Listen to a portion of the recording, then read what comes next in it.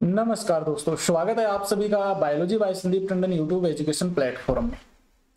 NEET 2024 के लिए हम वन शॉट बायोलॉजी लेक्चर है वो देख रहे थे, जिसके अंतर्गत हमने एनसीईआरटी बायोलॉजी क्लास 11 चल रही थी।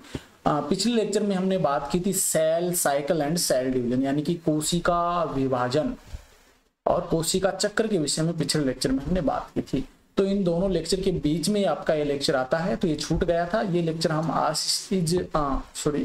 इस लेक्चर के माध्यम से कंप्लीट करने का प्रयास करेंगे। आपके नीट के एग्जाम में 2 से 3 क्वेश्चन है वो इस चैप्टर से पूछे जाते हैं। बायोमोलिक्यूल्स यानी कि जैव अणु। देखिए, वो पीछे जो लेक्चर आए थे मैं हिंदी मीडियम के लिए लाया था, ये भी हिंदी मीडियम के लिए विशेष करके। लेकिन क्या है कि थोड़ा सा अभी सर में दर्द है, थोड़ा सा परेशानी है, समय बहुत कम है, इस कारण से मैं हिंदी और अंग्रेजी दोनों में टाइप करता हूं। तो ये अंग्रेजी में पहले और फिर हिंदी में टाइप करता हूं। तो एक बार इसी के अकॉर्डिंग मैं आपको समझा दूंगा, और उसके बाद में नोट्स जब चाहिए ना तो आपको हिंदी में उपलब्ध करवा देंगे। ये अब तो नहीं हो पाएगा क्योंकि समय बहुत कम बचा ना, इस कारण से थोड़ी सी दिक्कत आ रही है। तो चलो बिना देरी करते हुए पूरा कोशिश करूंगा अच्छे से समझाने की। बायोमोलिक्यूल्स यानी कि जैव अणु। जैव अणु का मतलब क्या होता है? जिसके कारण से हमारी जो बॉडी के अंदर, चाहे प्लांट हो, चाहे ह्यूमन हो, चाहे किसी भी जीव की हम बात करें, उस बॉडी के अंदर जो अणु पाए जाते हैं जो उसके जीवित रहने के लिए जरूरी होते हैं, उनको अपनी मतलब जीवन यापन करने के लिए उन जैव अणुओं की आवश्यकता होती है। उनके बारे में आज इस लेक्चर के अंतर्गत हम बात करेंगे। तो देखिए, बिना देरी करते हुए यहाँ पर हम शुरू करते हैं आज का जो हमारा लेक्चर रहने वाला है। बायोमोलिक्यूल्स। बायोमोलिक्यूल्स यानी कि जैव अणु। जैव अणु, ठीक है। जैव का मतलब जीवन और अणु मतलब कोई भी अणु या कण मान सकते हैं। ये किसी भी जीव को जीवित रहने के लिए इन अणुओं की आवश्यकता पड़ती है। Biomolecules are chemical compound found in living organisms. जैव अणु जो होते हैं ये रासायनिक यौगिक होते हैं जो लिविंग यानी कि जीवित जीवों के अंदर पाए जाते हैं। They include organic and inorganic compound. और इसके अंदर जो बायोमोलिक्यूल्स हैं इसको हम 2 पार्ट्स में डिवाइड कर देते हैं। एक तो आपके अकार्बनिक यौगिक होते हैं और एक होते हैं कार्बनिक यौगिक। कार्बनिक यौगिक और अकार्बनिक और कार्बनिक यौगिक हैं, ये इसमें शामिल होते हैं रासायनिक कंपाउंडों के अंदर जो कि किसी भी जीव के अंदर पाए जाते हैं।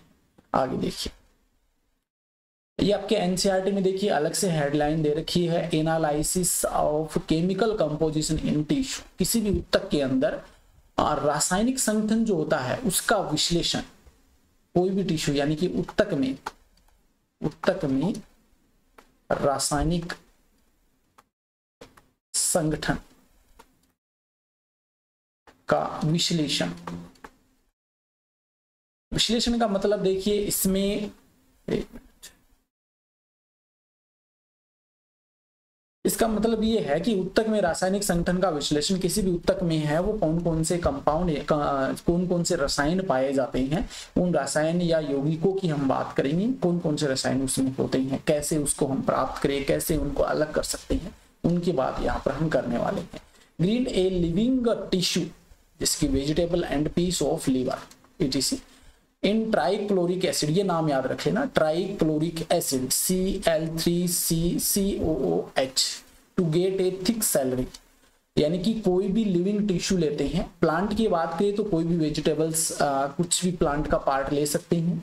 पीस ऑफ लीवर्स यानी कि जो यकृत होता है उस यकृत का कोई टुकड़ा ले सकते हैं, या यकृत को ले सकते हैं, या फिर वेजिटेबल्स होती है उसका टुकड़ा ले सकते हैं। इनको लेकर के हम क्या करते हैं, trichloro acetic acid, trichloro acetic acid के अंदर मिलाते हैं, मिक्स करते हैं, और मिक्स करके एक मोटी सलरी बना लेते हैं। सलरी आपने लेई देखी होगी, लेई बना लेते हैं, सलरी बना लेते हैं।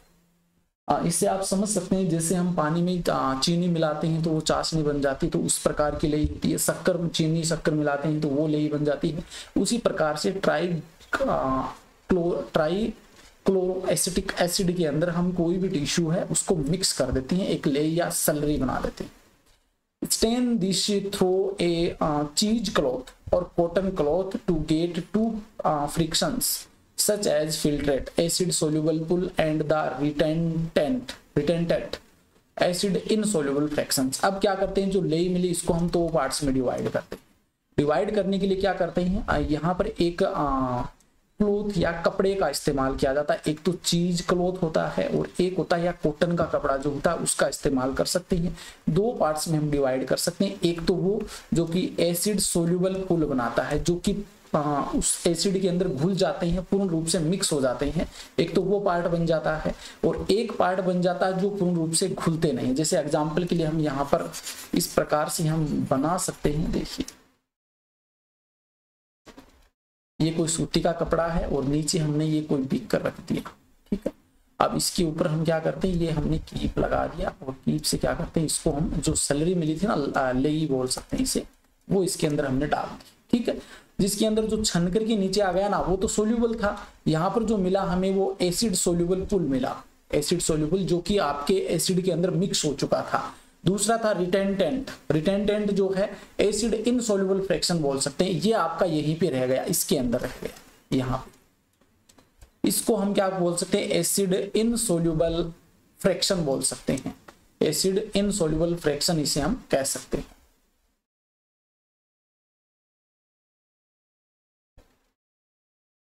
इसको हम रिटेंटेंट बोलते हैं। रिटेंटेंट ये याद रख लेना, रिटेंटेंट ये क्वेश्चन बन सकता है, ठीक है। अब दो पार्ट्स में डिवाइड हो गया। एक तो ये ऊपर वाला जो कि छन करके, या फिर हम ऐसा मान सकते हैं आपके ट्राइक्लोरिक एसिड में मिला नहीं, मिक्स नहीं हुआ, ठीक है। और एक ऐसा जो मिक्स हो गया, जो मिक्स हो गया उसे हमने क्या कह दिया, फिल्ट्रेट कह दिया, निसेंद कह दिया। एक मिनट, इसे हमने निसेंद कह दिया, निसेंद यानी कि फिल्ट्रेट जो छन करके आ गया। और ये जो ऊपर हमें प्राप्त हुआ जो मिक्स नहीं हुआ उसको हम रिटेंटेंट कह देते हैं, ठीक है। The filtrate contains micromolecules, biomolecules having molecular weight less than 1000 Dalton. यानी कि जो आपको निसेंद फिल्ट्रेट प्राप्त हुआ था उसमें माइक्रोमोलिक्यूल्स पाए जाते हैं। माइक्रोमोलिक्यूल्स को बोलते हैं सूक्ष्म जैव अणु, सूक्ष्म जैव अणु माइक्रोमोलिक्यूल्स प्राप्त हुए। और ये माइक्रोमोलिक्यूल्स किनको कहेंगे, जिनका मोलिकुलर वेट जो होता है वो 1000 डाल्टन से कम होता है, 1000 डाल्टन से कम। ये याद रख लेना, इंपॉर्टेंट लाइन है ये। यानी कि जो फिल्ट्रेट था उसमें हमने दो प्रकार के मोलिक्यूल्स प्राप्त होते हैं। चलो इसको भी यहाँ पर हम समझ लेते हैं, मिटाता हुआ चलूंगा। देखिए आज सबसे बड़ी समस्या क्या है कि हिंदी में मैं इसको टाइप नहीं कर पाया समय की वजह से। आपके पास भी समय कम है, अगर मैं ऐसा करता तो आपका पूरा सिलेबस नहीं हो पाता ना, 2-3 चैप्टर बचे हैं, फटाफट से कर देंगे। हमने जो फिल्ट्रेट मिला, फिल्ट्रेट, इस फिल्ट्रेट को हमने दो पार्ट्स में डिवाइड कर दिया। एक वो थे जिनका 1000 डाल्टन से मोलिकुलर वेट कम था, ठीक है, कम था। एक वो थे जिनका 1000 डाल्टन से मोलिकुलर वेट अधिक था, ठीक है। याद रह जाए, समझ में आ जाएगा ना ये। अब जो 1000 डाल्टन से मोलिकुलर वेट कम था ना, तो उनको तो हमने कह दिया माइक्रोमोलिक्यूल्स, माइक्रोमोलिक्यूल्स या सूक्ष्म अणु कह दिया, सूक्ष्म अणु, ठीक है। और एक वे थे जिनका मोलिकुलर वेट 1000 से अधिक था, उनको हमने मैक्रोमोलिक्यूल्स कह दिया। मैक्रोमोलिक्यूल शॉर्ट में लिख रहा हूं, मैक्रोमोलिक्यूल्स या इन्हें वरहद अणु कह दिया, या गुरु अणु भी कह देते हैं, वरहद अणु कह दिया। तो दो प्रकार से हमने डिवाइड कर दिया। देखिए ये लाइन देखिए, the retentate content biomolecules having molecular weight higher than 1000 dalton. देखिए थोड़ा सा मैंने यहाँ पे आपको मिस्टेक कर दी है, तो उसको हम सुधार लेते हैं। मैंने इसी को दो पार्ट्स में डिवाइड कर दिया, क्योंकि कई बुक में क्या है कि इसी प्रकार से मिलता, उसी के अकॉर्डिंग बता दिया मैंने। अब देखिए दोबारा से, फिल्ट्रेट जो था इसके अंदर आपको 1000 डाल्टन से कम मोलिकुलर वेट के अणु आपको मिले, और इनको हमने सूक्ष्म अणु कह दिया, माइक्रोमोलिक्यूल्स, ठीक है। और जो रिटेंटेंट था, रिटेंटेंट जो छना नहीं था, ये ध्यान में रख दीजिए, रिटेंटेंट था तो उसके अंदर 1000 डाल्टन से अधिक मोलिकुलर वेट के अणु मिले, और इनको हमने कह दिया मैक्रोमोलिक्यूलर, मैक्रोमोलिक्यूल्स कह दिया, यानी कि वरहद जैव अणु। इधर आपको दिख नहीं रहा होगा, यहां लिख देता हूं, वरहद जैव अणु कह दिया। याद रह जाएगा, कोई दिक्कत नहीं। देखिए फिल्ट्रेट के अंदर जो 1000 डाल्टन से कम मोलिकुलर वेट था उनको सूक्ष्म अणु, रिटेंटेंट के अंदर 1000 डाल्टन से अधिक मोलिकुलर वेट था उनको बायो मैक्रोमोलिक्यूल या वरहद जैव अणु कह दिया। याद रह जाएगा, कोई दिक्कत नहीं। अब ये तो कार्बनिक अणु की हमने बात कर ली। अब बात करें analysis of inorganic compound. Inorganic यानी कि जो अकार्बनिक यौगिक हैं, अकार्बनिक यौगिक जो होते हैं, इनको विश्लेषण हम किस प्रकार से करते हैं। तो अकार्बनिक यौगिकों का विश्लेषण देखिए, सबसे पहले क्या करते हैं, wet a living tissue and dry it to evaporate water. हम कोई भी टिश्यू लेते हैं, उस टिश्यू को क्या करते हैं, उसको तौलते हैं।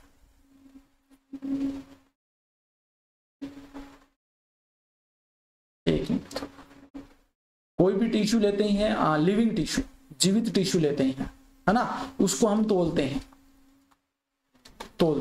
ठीक है, वजन करते हैं, तौलने का मतलब। फिर इसको ड्राई करते हैं। ड्राई करने का मतलब क्या, इससे पानी निकाल देते हैं बाहर, गर्म करते हैं या कोई भी क्रिया करते हैं जिससे पानी इसका बाहर निकल जाता है, ठीक है। तो उसके बाद में तौलते हैं। एक तो हम क्या करते हैं, टिश्यू को लिविंग स्थिति में लेते हैं, टिश्यू को उसको तौलते हैं, वेट करते हैं इसका। इसके बाद में इसको ड्राई करने के बाद इस टिश्यू का वेट करते हैं, ठीक है। आगे देखिए, it is fully burned to oxidize all carbon compound to gases form CO2 and water vapour and are removed. अब क्या करते हैं, सुखाने के बाद इसको हम क्या करते हैं, कंप्लीटली बर्न, मतलब कंप्लीटली रूप से जला देते हैं। जलाने पर क्या होगा, ऑक्सीडाइज होगा, ऑक्सीकरण होगा, और ऑक्सीकरण होने से जो कार्बनिक यौगिक होते हैं ना, वो गैसीय रूप में प्राप्त हो जाते हैं और गैसीय रूप में वो बाहर निकल जाते हैं, रिमूव हो जाते हैं। दोबारा से समझिए कि जो हमने सुखाया, कोई भी टिश्यू लिया है लिविंग, उसको सुखाया, सुखाने के बाद उसको जला देते हैं। जलाने पर उसका ऑक्सीकरण होता है। ऑक्सीकरण होने से जितने भी उसमें कार्बनिक यौगिक थे वो गैस के रूप में बाहर निकल जाते हैं, जैसे कि कार्बन डाइऑक्साइड है, वाटर वेपर है, ये बाहर निकल जाते हैं। जो रिमेनिंग बचा ना, उसको हमने एस कह दिया। एस, इसे भस्म कह देते हैं, राख भी कह देते हैं, भस्म या राख कह देते हैं। पीछे जो बचा था वो एस बची, या भस्म बता, या फिर कह सकते हैं राख बची। The S contains inorganic elements, calcium, magnesium, sodium, potassium, and inorganic compound, sulphate, phosphate, sodium chloride, calcium carbonate. तो जो पीछे भस्म बचाया, राख बची ना, उस राख के अंदर अकार्बनिक तत्व पाए जाते हैं, जैसे कैल्शियम, उसमें हो सकता है मैग्नीशियम, सोडियम, पोटेशियम। इसके अलावा इनऑर्गेनिक कंपाउंड भी हो सकते हैं। ये तो तत्व होते हैं। इनऑर्गेनिक अकार्बनिक यौगिक भी होते हैं, जैसे सल्फेट है, फोस्फेट है, सोडियम क्लोराइड है, कैल्शियम कार्बोनेट है। तो ये इनऑर्गेनिक कंपाउंड का विश्लेषण हो गया, याद रह जाएगा, कोई दिक्कत नहीं है। सबसे पहले किसी टिश्यू को सुखाते हैं, सुखाने के बाद उसका वेट करते हैं, इसके बाद में उसको हम जलाते हैं। जलाने पर ऑक्सीडाइजेशन होता है, ऑक्सीकरण होता है, जिससे कार्बनिक यौगिक है वो बाहर निकल जाते हैं गैसीय रूप में। पीछे जो बच गई, जो राख बचती है या भस्म बचता है, उसके अंदर इनऑर्गेनिक एलिमेंट पाए जाते हैं, जैसे calcium, magnesium, sodium, potassium. Inorganic compound होते हैं, यौगिक होते हैं, जैसे सल्फेट, फोस्फेट, सोडियम क्लोराइड और कैल्शियम कार्बोनेट। अब देखिए आगे, comparison of elements in non living and living matter, यानी कि जीवित, एक तो नॉन लिविंग हो गया और एक लिविंग हो गया। कोई भी जीव ले लेते हैं और कोई भी पत्थर का टुकड़ा या जमीन की हम बात सकते हैं, पृथ्वी की बात कर सकते हैं। तो इन दोनों के अंदर एक तो आपका जीवित है और एक आपका निर्जीव है। इन दोनों की तुलना करते हैं, इनमें कौन कौन से तत्व है वो किस अमाउंट में पाए जाते हैं, उनकी बात करते हैं। ठीक है, दोनों में सेम मिलते हैं लगभग, लेकिन उनमें अमाउंट में डिफरेंस मिलता है, तो वो अमाउंट की बात कर लेते हैं। एक तरफ एलिमेंट लिखा हुआ है और एक तरफ इनका वेट दे रखा है। ये आपका अर्थ क्रस्ट, जो पृथ्वी की भूमि होती है ना, पृथ्वी के अंदर पपड़ी होती है या क्रस्ट को हम पपड़ी बोल सकते हैं, उसके अंदर कौन से तत्व होते हैं, कितनी मात्रा होती है। और एक ह्यूमन बॉडी की हम बात कर लेते हैं, मनुष्य के शरीर की। हाइड्रोजन की बात करें, इसकी मात्रा पृथ्वी के अंदर हम बात करें, पृथ्वी मिट्टी के अंदर 0.14 होती है, 0.14%। ठीक है, वेट प्रतिशत में है। और ह्यूमन बॉडी के अंदर 0.5% होती है। कार्बन की बात करें तो 0.03% होती है अर्थ क्रस्ट पर, पृथ्वी की सतह पर। और ह्यूमन के अंदर हम बात करें 18.5% होती है। ऑक्सीजन 46.6% होती है, और ये 65% ऑक्सीजन होती है आपकी ह्यूमन बॉडी के अंदर। नाइट्रोजन की हम बात करें तो बहुत ही कम मात्रा में होती है पृथ्वी के ऊपर, और ह्यूमन बॉडी में 3.3% होती है। सल्फर जो होती है ये 0.03% होती है पृथ्वी के ऊपर या पृथ्वी क्रस्ट में, और ह्यूमन बॉडी में 0.3% होती है। सोडियम की बात करें तो 2.8% पृथ्वी क्रस्ट में और ह्यूमन बॉडी में 0.2%। कैल्शियम है पृथ्वी क्रस्ट पर 3.6% और ह्यूमन बॉडी में 1.5%। मैग्नीशियम है 2.1% जबकि ह्यूमन बॉडी में 0.1%। सिलिकॉन की बात करें तो सिलिकॉन 27.7% होता है अर्थ क्रस्ट में, लेकिन ह्यूमन बॉडी में बहुत ही कम मात्रा में नगण्य होता है। तो ये इनकी मात्रा होती है जो अलग अलग ह्यूमन बॉडी और अर्थ क्रस्ट में इनका अमाउंट पूछा जा सकता है। नॉलेज कॉर्नर, ये आपको याद करने योग्य चीज है जो आपको याद भी करनी है और यहाँ से आपका देखिए इस प्रकार से जो अलग से लिखे हुए होते हैं ना, यहाँ से आपका क्वेश्चन बन सकता है। देखिए molecular weight of micromolecules found in the acid soluble pool range from 18 to 800 dalton, 18 to 800 dalton, DA से रिप्रेजेंट करते हैं इसके। तो माइक्रोमोलिकुलर जो है सूक्ष्म अणु जो होते हैं इनका मोलिकुलर वेट जो होता है, इसकी बात कर रहे हैं जो आपके एसिड सोल्यूबल पुल में पाए जाते हैं। जो फिल्ट्रेट होता है ना, फिल्ट्रेट जो हमने पीछे फिल्ट्रेट देखा था, तो एसिड सोल्यूबल पुल जो होता है उसके अंदर जो माइक्रोमोलिक्यूल्स पाए जाते हैं इनका जो मोलिकुलर वेट होता है वो 18 से 800 डाल्टन के मध्य होता है, ये याद रखिएगा। ठीक है, the acid soluble pool represent the cytoplasmic composition. और एसिड सोल्यूबल पुल जो होता है ASP शॉर्ट में लिख रहा हूं, एसिड सोल्यूबल पुल जो होता है ये आपकी कोशिका के अंदर जो साइटोप्लाज्म पाया जाता है तो उस साइटोप्लाज्मिक कंपोजिशन जो होता है, साइटोप्लाज्मिक कंपोजिशन संगठन, उसको रिप्रेजेंट करता है। ये जो होता है ये आपके किसको रिप्रेजेंट करेगा, साइटोप्लाज्मिक कंपोजिशन को। जो कोशिका होती है, कोशिका में जो कोशिका द्रव होता है उसके अंदर ये पाए जाते हैं acid soluble pool. They include amino acid, sugar, nitrogenous base आदि। और इसके अंदर क्या शामिल करते हैं, एमिनो एसिड आते हैं, शुगर आती है शर्करा, और नाइट्रोजनस जो बेस होते हैं क्षारक वो इसमें शामिल किए जाते हैं। तो कोई दिक्कत नहीं है, याद रह जाएगा। अब सबसे पहले हम एमिनो एसिड की बात करते हैं। यहाँ पर एमिनो एसिड देखिए हम सभी जानते हैं एमिनो एसिड है लगभग आपके 20 ज्ञात हैं और ये मिलकर के क्या बनाते हैं, प्रोटीन बनाते हैं। ठीक है, तो प्रोटीन की जो इकाई होती है वो एमिनो एसिड होती है और एमिनो एसिड के बारे में हमें पढ़ना है। A typical amino acid is formed of an amino group NH2, an acid group COOH, hydrogen and a variable group. यानी कि एक एमिनो एसिड की स्ट्रक्चर देखें तो उसके अंदर देखिए एक तो आपका हाइड्रोजन मिलेगा। ठीक है, हाइड्रोजन के बाद में एक कार्बन मिलेगा। ठीक है, कार्बन के साथ में एक वेरिएबल या कह सकते हैं एल्किल समूह मिलता है और एक आपको कार्बोक्सिलिक समूह मिलता है COOH। देखिए यहां पर जगह नहीं है तो थोड़ा सा ऊपर ले लेता हूं इसको। एक आपको मिलता है COOH, कार्बोक्सिलिक एसिड। एक टिपिकल एमिनो एसिड की स्ट्रक्चर देखिए तो इसमें एक तो आपका एमिनो ग्रुप होता है, ये देखिए ये एमिनो ग्रुप है NH2। ठीक है, एक आपको कार्बोक्सिलिक ग्रुप मिलता है दूसरे कोने के ऊपर, ये कार्बोक्सिलिक ग्रुप हो गया COOH, कार्बोक्सिलिक ग्रुप। और बीच में देखिए यहाँ पर ये आपका हाइड्रोजन हो गया। ठीक है, नीचे जो R लिखा ना, ये R एक एल्किल समूह होता है, एल्किल समूह। और एल्किल समूह में कौन सा भी हो सकता है, C2H5 हो सकता है, C2CH3 हो सकता है, ये आपको याद रख लेने। तो एल्किल समूह यहाँ पर होते हैं। R का मतलब वेरिएबल ग्रुप होता है। ठीक है, और एक आपका इसमें कार्बन होता है, याद रह जाएगा, कोई दिक्कत नहीं है। कैसे जुड़ती है ये भी अभी हम आगे बात कर लेंगे। ठीक है, तो एक कार्बोक्सिलिक समूह होता है और एक आपका एमिनो ग्रुप होता है।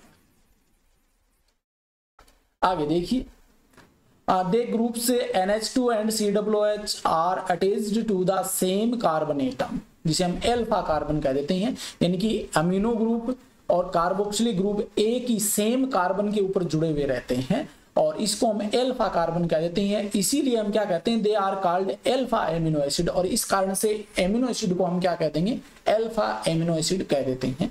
They are substituted methanes, they are substituted methanes. एक मिनट, ये मेथेन के द्वारा क्या होते हैं, प्रतिस्थापित होते हैं। ठीक है, मेथेन के द्वारा, सब्स्टिट्यूट मेथेन के द्वारा प्रतिस्थापित होते हैं। Based on the nature of R group, जो आर लिखा हो ना, इसके नेचर के आधार पर there are many amino acid, इसके आधार पर बहुत सारे एमिनो एसिड होते हैं। However those which occurs in protein are only 20 types, ये मैं पहले ही बता चुका हूँ। लेकिन जो प्रोटीन का निर्माण करने वाले होते हैं ना, उनमें प्रोटीन के निर्माण में केवल 20 प्रकार के एमिनो एसिड ही भाग लेते हैं, ये थोड़ा सा ध्यान में रखना।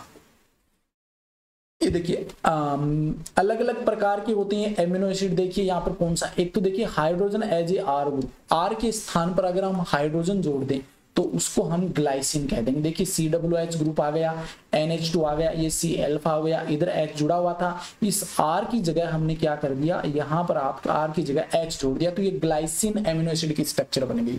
इसी प्रकार से मिथाइल आर ग्रुप की जगह हमने यहाँ पर मिथाइल CH3 जोड़ दिया, ठीक है। तो देखिए यहाँ पर COOH है, NH2 है, H है, यहाँ पर हमने R की जगह मिथाइल जोड़ दिया, मेथेन भी बोल सकते हैं, तो इसे एलानिन एमिनो एसिड की स्ट्रक्चर बन गई, ठीक है। ये सिर्फ एल्किल समूह में आपका परिवर्तन हो रहा है, उसके आधार पर एमिनो एसिड के नाम परिवर्तन हो रहे हैं।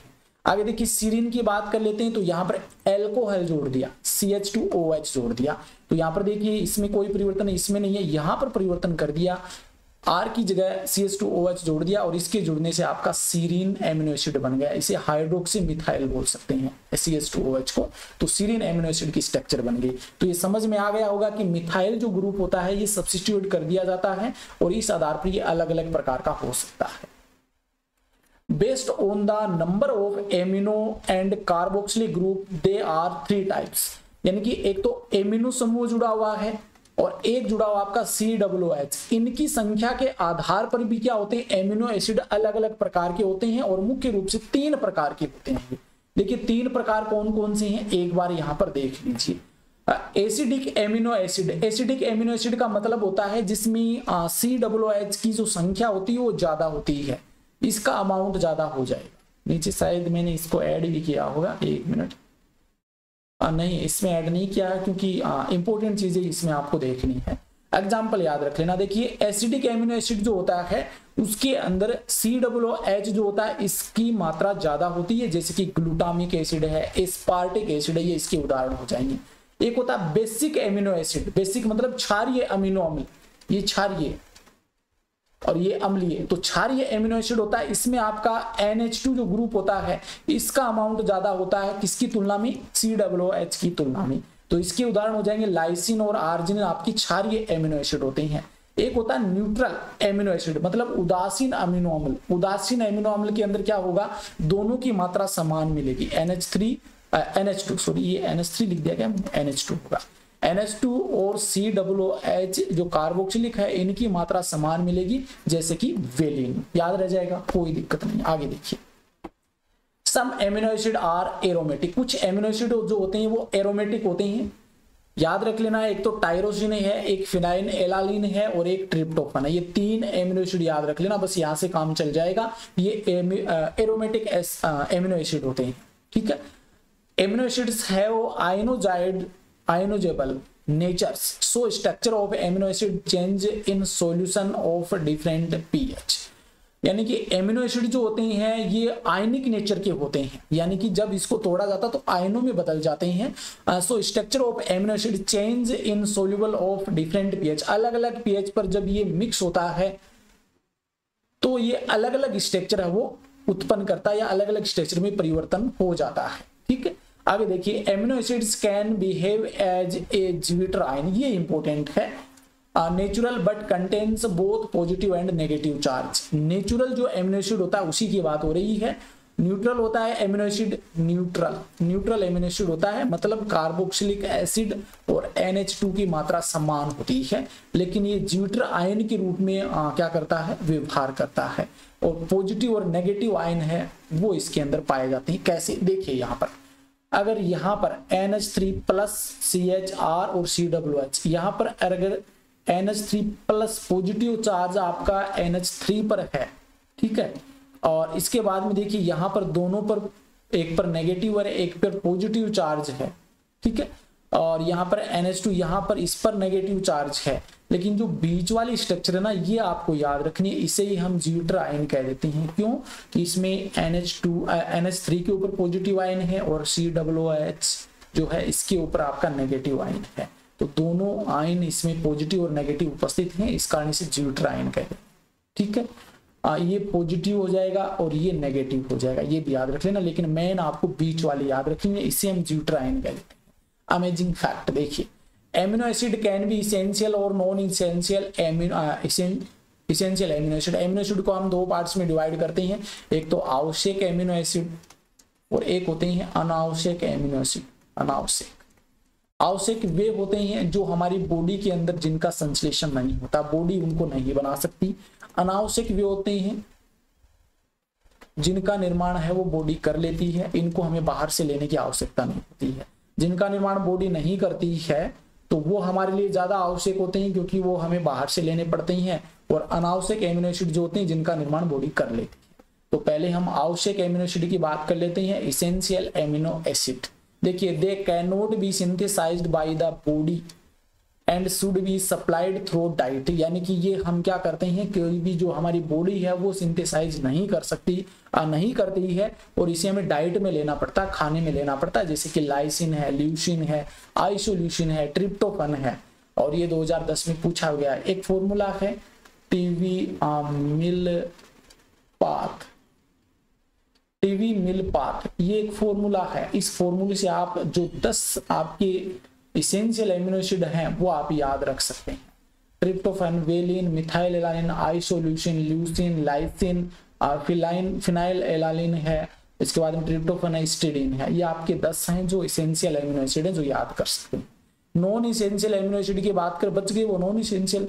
दे can be synthesized by the body, ये बॉडी के द्वारा संश्लेषित होते हैं, जैसे कि ग्लाइसिन, एलानिन, सीरीन, आर्जिनिन, ये इसके उदाहरण हो जाएंगे आपके नॉन इसेंशियल एमिनो एसिड के जो अनावश्यक होते हैं। ये आपके एमिनो एसिड हो गए। इसके बाद में हम लिपिड की बात करते हैं, वसा की बात कर लेते हैं। Water insoluble and simply fatty acids.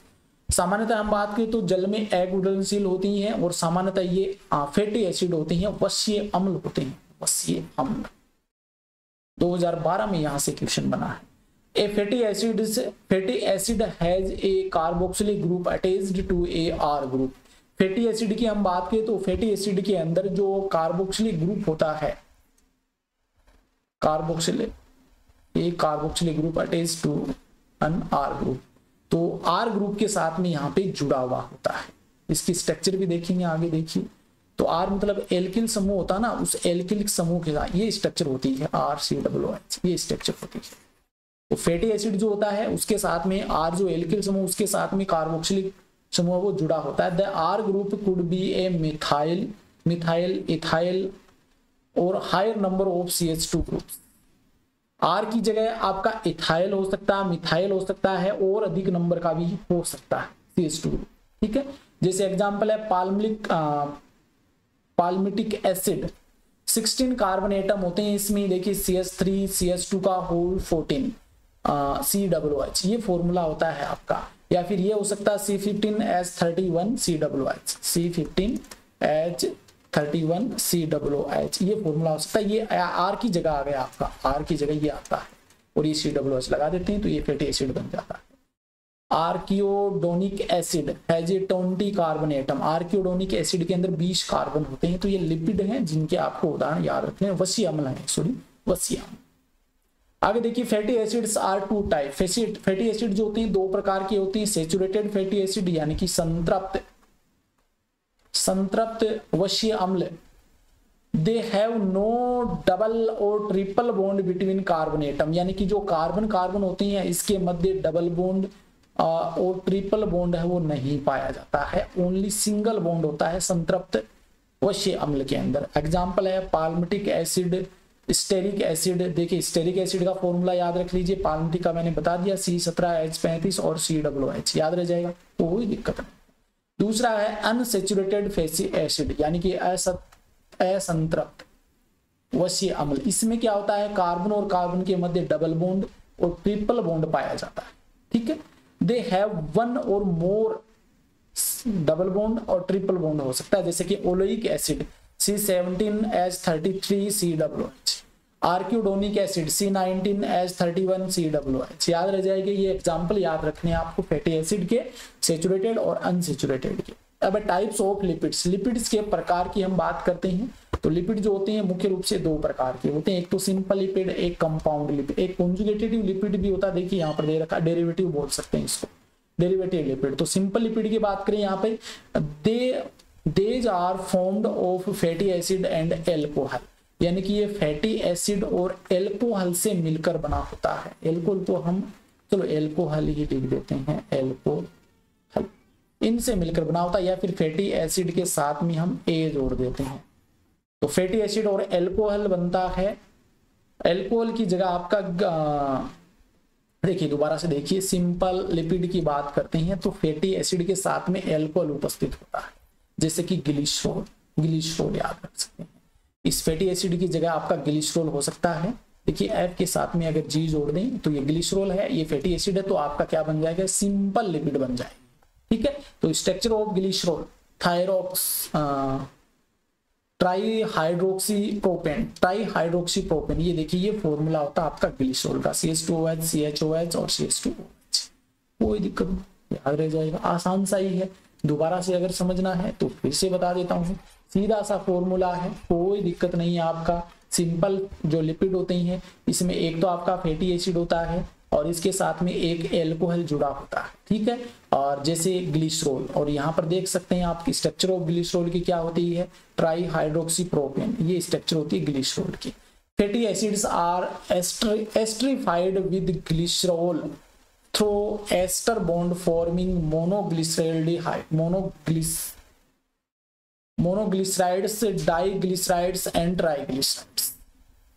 Fatty acid इसके साथ में अगर एक ग्लिसरॉल जुड़ा है तब तो इसे हम कह देंगे मोनोग्लिसराइड। ठीक है, अगर इसके साथ में हमने फैटी एसिड के साथ में दो ग्लिसरॉल जोड़ दिए, दो ग्लिसरॉल, तो आपका डाइग्लिसराइड हो जाएगा। अगर इसके साथ में फैटी एसिड के साथ में हमने 3 ग्लिसराइड जोड़ दिए, 3 ग्लिसराइड्स, तो आपका ट्राइग्लिसराइड हो जाएगा। 3 ग्लिसरॉल जोड़ दिए तो ट्राइग्लिसराइड, एक है तो मोनो, 2 है तो डाई और 3 है तो ट्राई। ठीक है, तो एक ग्लिसरॉल 1 फैटी एसिड मोनोग्लिसराइड, एक ग्लिसरॉल 2 फैटी एसिड। एक मिनट थोड़ा सा मैंने गलत बता दिया क्या, एक बार देखिए दोबारा से, कंफ्यूज हो गया मैं भी यार। तो क्या है, अब से थोड़ा सा टाइम की प्रॉब्लम है ना, तो फटाफट से कोशिश करते हैं, तब दिक्कत हो जाती है। ग्लिसरॉल की संख्या मेरे को थोड़ा सा कंफ्यूज लग रहा है, एक मिनट इतना। ग्लिसरॉल है, ग्लिसरॉल के साथ में अगर एक फैटी एसिड जोड़ दिया तो आपका क्या बन गया, मोनोग्लिसराइड। ग्लिसरॉल के साथ में 2 फैटी एसिड जोड़ दिए, हाँ अब ठीक है, थोड़ा सा मेरे को ध्यान में आ गया, तो आपका डाइग्लिसराइड। और एक ग्लिसरॉल के साथ में 3 फैटी एसिड जोड़ दिए तो आपका हो जाएगा ट्राइग्लिसराइड। देखिए एक ग्लिसरॉल 3 फैटी एसिड ट्राइग्लिसराइड, ये चीज यहाँ पे दे रखी है। 2016 में एक यहाँ से क्वेश्चन बना तो याद रख लेना। Based on the melting point lipid are 2 type, melting point क्वथनांक के आधार पर 2 प्रकार का होता है। एक तो fats high melting point, fats जो होते हैं वसाई, इनका मेल्टिंग पॉइंट बहुत ज्यादा होता है। एक ऑयल्स जो तेल होते हैं लोअर मेल्टिंग पॉइंट, इनका मेल्टिंग पॉइंट कम होता है, मतलब कम तापमान पर ये द्रव में बदल जाती हैं। और ये फैट्स जो होती हैं ये अधिक तापमान पर द्रव में बदलती है, जैसे कि जिंगली ऑयल जो तिल का जो तेल होता है, तिल का तेल आप नाम याद रख सकते हैं, तिल का तेल।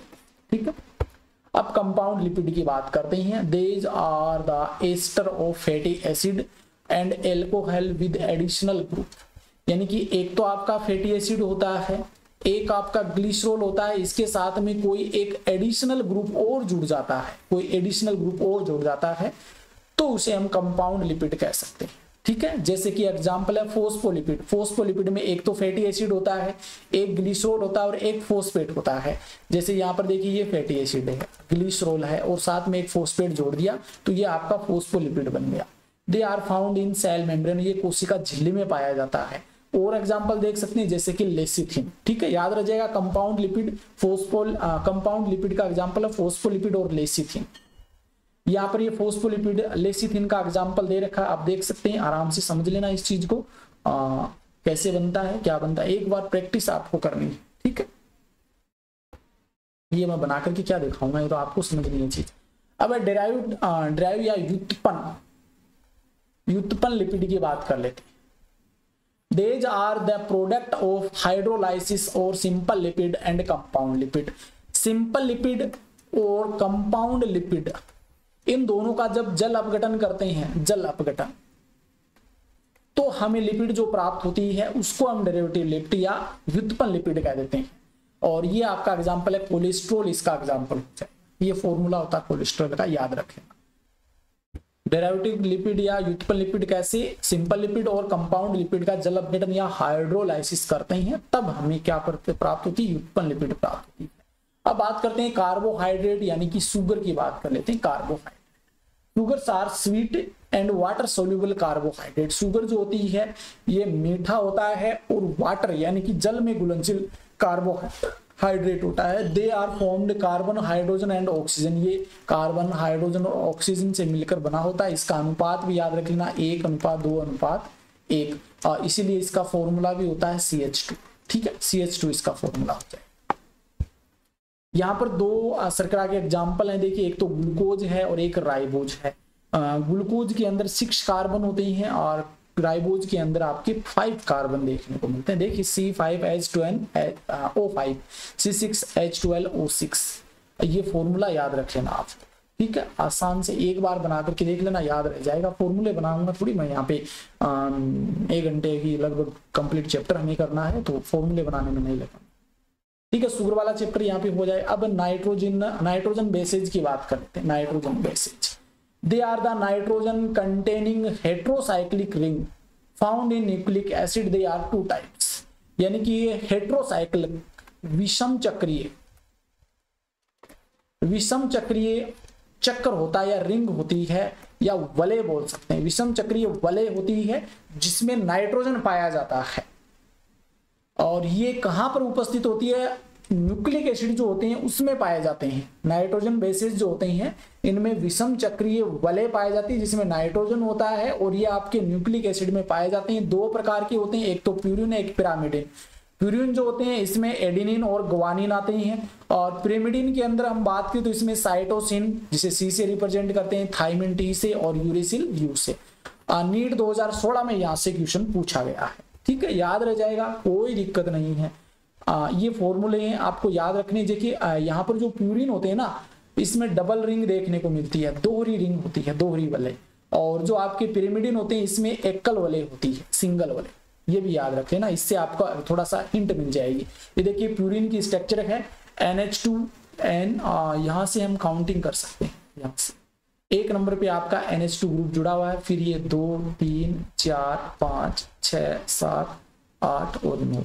देखिए 1 पर अमीनो समूह है, फिर आपका 3 नंबर पे नाइट्रोजन है, 5 पे नाइट्रोजन है, ये NH है, और फिर 6, 7 पे N है, और फिर 8 पे और 9 पे N है। तो ये एडेनिन की स्ट्रक्चर है, ये ग्वानिन की है। बना करके देख लेना, याद रखनी है आपको। ये दोहरी स्ट्रक्चर होती है, जबकि पिरामिडिन जो होती हैं ये सिंगल एकल वलय वाले होते हैं।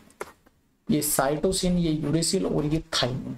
बना करके देखेंगे तभी याद होगी, ऐसे याद नहीं होगी। नंबर जरूर लगाना आपको। देखिए 1, 2, 3, 4, 5, 6। तो यहाँ पर देखिए 4 नंबर पर NH है, 5 पे ऑक्सीजन है और 6 पे N है। ये ऐसे याद रखना पड़ेगा। न्यूक्लियोसाइड की बात कर लेते हैं। Nucleoside, nitrogenous base attached to sugar.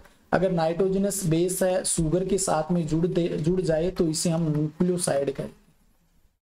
Nucleoside याद कैसे रहेंगे, 2 साइड होती है, लेफ्ट और राइट। तो न्यूक्लियोसाइड एक न्यूक्लियोटाइड होता है, वो भी यहाँ पे बता देता हूँ। न्यूक्लियोटाइड, टाइड का मतलब कर लेना ट्राई मतलब 3। तो 3 होते हैं इसमें, नाइट्रोजनस बेस, शुगर और फॉस्फेट। ये तीनों होंगे तो न्यूक्लियोटाइड हो जाएगा। अब बात करते हैं न्यूक्लियोसाइड की। नाइट्रोजनस बेस और इधर शुगर।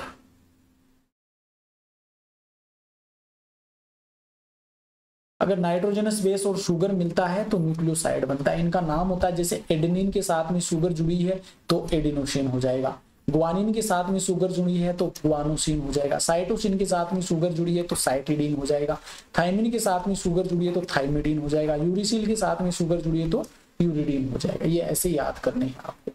ये देखिए एडेनोसिन की स्ट्रक्चर दे रखी है। आपका एडेनिन कहाँ जुड़ रहा है, इस कार्बन पे जुड़ रहा है, यहाँ पे एडेनिन जुड़ा हुआ है।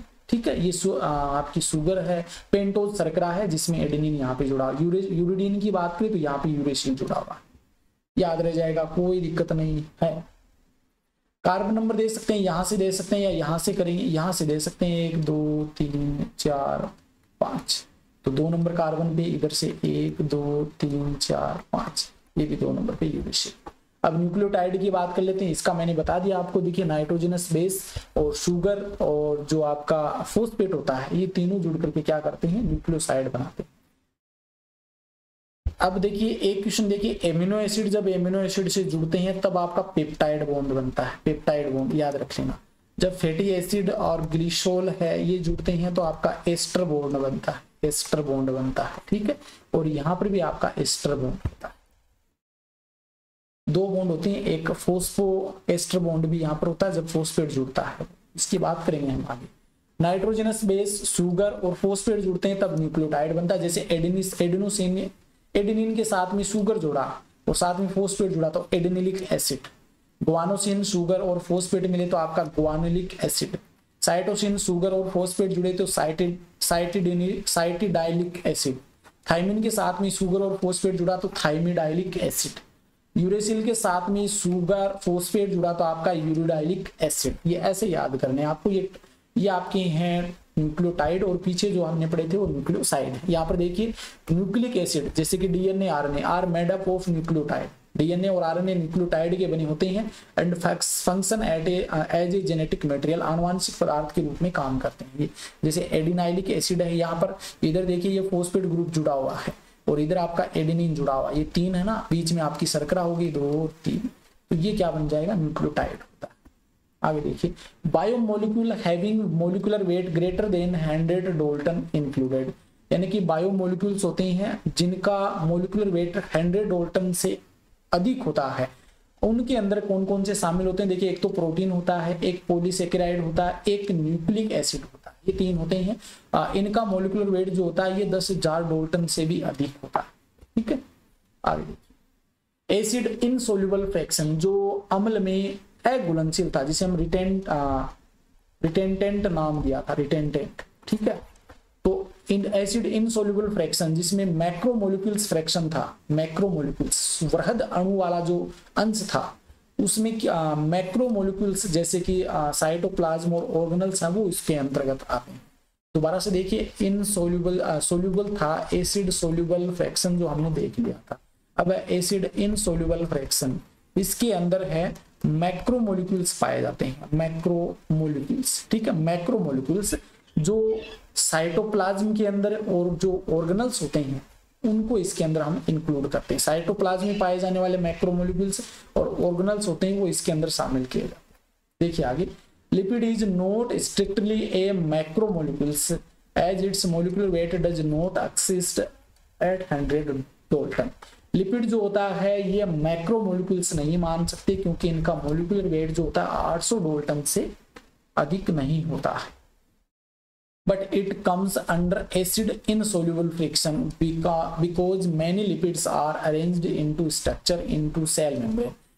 लेकिन क्या होता है कि जो एसिड इनसोल्यूबल फ्रैक्शन होता है उसमें भी कुछ मात्रा में आपका लिपिड है वो पाया जाता है। कारण क्या कि जो आपकी सेल मेम्ब्रेन होती है उसमें पाए जाते हैं ये जो लिपिड होते हैं वो उसमें अरेंज्ड होते हैं, इस कारण ये इनसोल्यूबल पार्ट में भी आपको देखने को मिलते हैं। When a tissue is green, tissue को हम जब पीसते हैं मिक्स करते हैं, cell membrane are broken, cell membrane टूट जाती है and from water insoluble vesicles, और वाटर इनसोल्यूबल वेसिकल्स का निर्माण कर लेती है। They can not be filtrate along acid soluble fractions, और ये फिल्ट्रेट के अंदर नहीं आती है, जो कि एसिड सोल्यूबल फ्रैक्शन होता है ना उसके अंदर नहीं आती है, इसके अंदर नहीं शामिल होती है वाटर इनसोल्यूबल वेसिकल्स, ठीक है। आगे देखिए, एवरेज कंपोजिशन ऑफ सेल्स, एक सेल्स की कंपोजिशन की बात की तो उसमें वाटर है वो 70 से 90% होता है।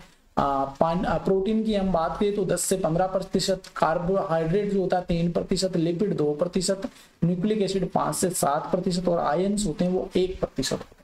तो ये कंपोजिशन होता है सेल्स का। अब बात करते हैं प्रोटीन की। प्रोटीन की बात करें, देखिए protein are heteropolymer of amino acid, hetero विषम बहुलक होता है, विषम बहुलक होता है किसका, एमिनो एसिड का। प्रोटीन जो होते हैं ये विषम बहुलक होते हैं एमिनो एसिड के। दे आर पॉलीपेप्टाइड, ये क्या होते हैं, पॉलीपेप्टाइड्स होते हैं, पॉलीपेप्टाइड चेन होती है, ये कह सकते हैं हम। Linear chain of amino acid linked by peptide bond, यानी कि एक लंबी ऐसी श्रृंखला होती है जो पेप्टाइड बॉन्ड के द्वारा आपस में जुड़ी हुई होती है। जैसे एमिनो एसिड एक ये है, ऐसे 4 एमिनो एसिड हमने जोड़ दिया आपस में, तो ये आपस में जिस बॉन्ड के द्वारा जुड़े होते हैं वो पेप्टाइड बॉन्ड होता है, और इसको हम पेप्टाइड चेन कह देते हैं, पॉलीपेप्टाइड श्रृंखला भी कह देते हैं। ठीक है, peptide bond is formed when COOH group of one amino acid react with NH2 group of next amino acid by releasing a molecules of water dehydration। देखिए कितनी अच्छी बात कही है, जब 2 एमिनो एसिड जो होते हैं ये आपस में जुड़ते हैं तो इसका COOH, ठीक है, और इसका NH2 ग्रुप होता है, ये आपस में क्या करते हैं, पेप्टाइड बॉन्ड का निर्माण करते हैं, पेप्टाइड बॉन्ड का, और यहाँ से एक वाटर का मॉलिक्यूल है वो रिलीज हो जाता है। कैसे, देखिए यहाँ पर ये आपका देखिए एमिनो एसिड है, ये एमिनो एसिड है, ये कार्बोक्सिलिक ग्रुप है और ये आपका एमिनो ग्रुप है। जब इसको आपस में करें, देखिए इसका ये OH निकल जाता है और इसका ये H निकल जाता है, ये मिलकर के आपका बना लेते हैं H2। पीछे क्या बचा, देखिए पीछे बचा आपका CO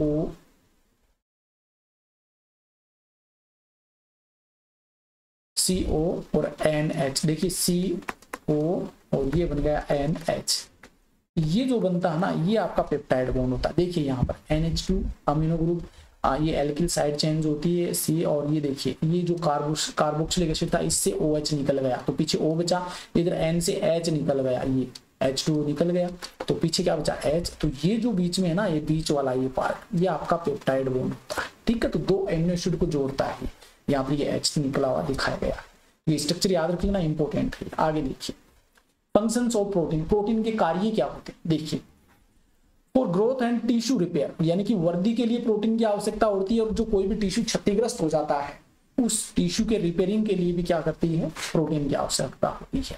transport nutrients across cell membrane, तो हमने देखी सेल मेम्ब्रेन की स्ट्रक्चर पढ़ी थी, तो उसमें देखिए एक तो बाह्य प्रोटीन, आंतर प्रोटीन और बाह्य प्रोटीन, 2 प्रकार की प्रोटीन होती है। तो इसमें प्रोटीन क्या करता है, जो न्यूट्रिएंट्स होते हैं उनके ट्रांसपोर्टमेंट का या फिर ट्रांसपोर्ट का काम करता है। झिल्ली जो होती है इसके बाहर से अणुओं को लेकर के अंदर पहुंचाने का काम भी करता है।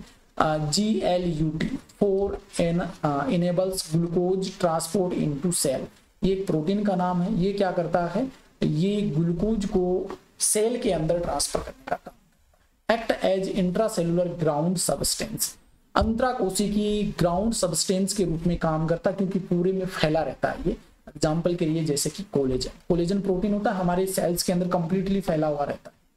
Act as antibodies to fight infections organisms, infectious organisms, जो हमारी बॉडी के अंदर रोग फैलाते हैं, ऐसे एंटीबॉडी एंटीजेंस होते हैं, इन्फेक्शंस करने वाले जो ऑर्गेनिजम्स होते हैं, जीव होते हैं, उनके प्रति एंटीबॉडी का जो निर्माण होता है, तो ये एंटीबॉडी भी आपकी प्रोटीन से निर्मित होती है। ठीक है, act as receptors of smell, taste, hormones, some are hormones, insulin, enzymes, trypsin, pigments, hemoglobin।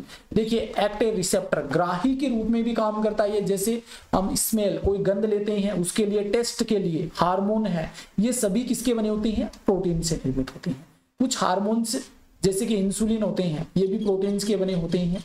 Enzyme होते हैं, ये प्रोटीन के बने होते हैं, जैसे ट्रिप्सिन है। पिगमेंट जो होते हैं जैसे कि हीमोग्लोबिन, तो ये भी प्रोटीन के बने होते हैं। तो ये इसके फंक्शन हो जाएंगे, एग्जाम्पल भी देख सकते हैं और फंक्शन भी हो जाएंगे, ये प्रोटीन के कार्य होते हैं। नॉलेज कॉर्नर, देखिए most abundant protein in animal world, यानी कि पूरे जितने भी जीव जंतु पाए जाते हैं उन सभी में सबसे ज्यादा पाए जाने वाली प्रोटीन जो होती है वो कोलेजन प्रोटीन। लेकिन मोस्ट अबंडेंट प्रोटीन इन बायोस्फीयर, पूरे जीव मंडल की बात करें जिसमें पृथ्वी भी शामिल हो जाती है, कंप्लीट जीव मंडल, ये तो एनिमल्स की बात करी है, जंतुओं की बात करी है, यहाँ पर कंप्लीट की बात करी है जीव मंडल की, बायोस्फीयर की, तो उसमें जो प्रोटीन होती है उसको बोलते हैं हम रूबीज को। इंपॉर्टेंट है, यहां से कई बार क्वेश्चन बना है, वेरी वेरी इंपॉर्टेंट, 2020 में आया है। राइबोलोज बाइफॉस्फेट कार्बोक्सिलेज ऑक्सीजनेज, रूबीज को जो एंजाइम होता है सबसे ज्यादा मात्रा में पाए जाने वाली protein. Structure level of protein, संरचनात्मक स्तर कैसा होता है प्रोटीन का, उसकी बात कर देते हैं हम। इजी सा पार्ट है, ज्यादा इसमें समय हमें गवाने की जरूरत नहीं है, आराम से याद हो रहा है। देखिए थ्योरेटिकल भी है, समझने वाला भी है।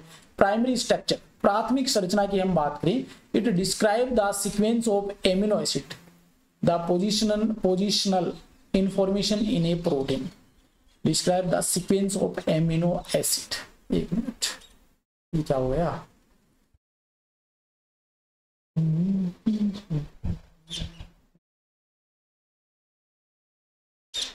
एक minute,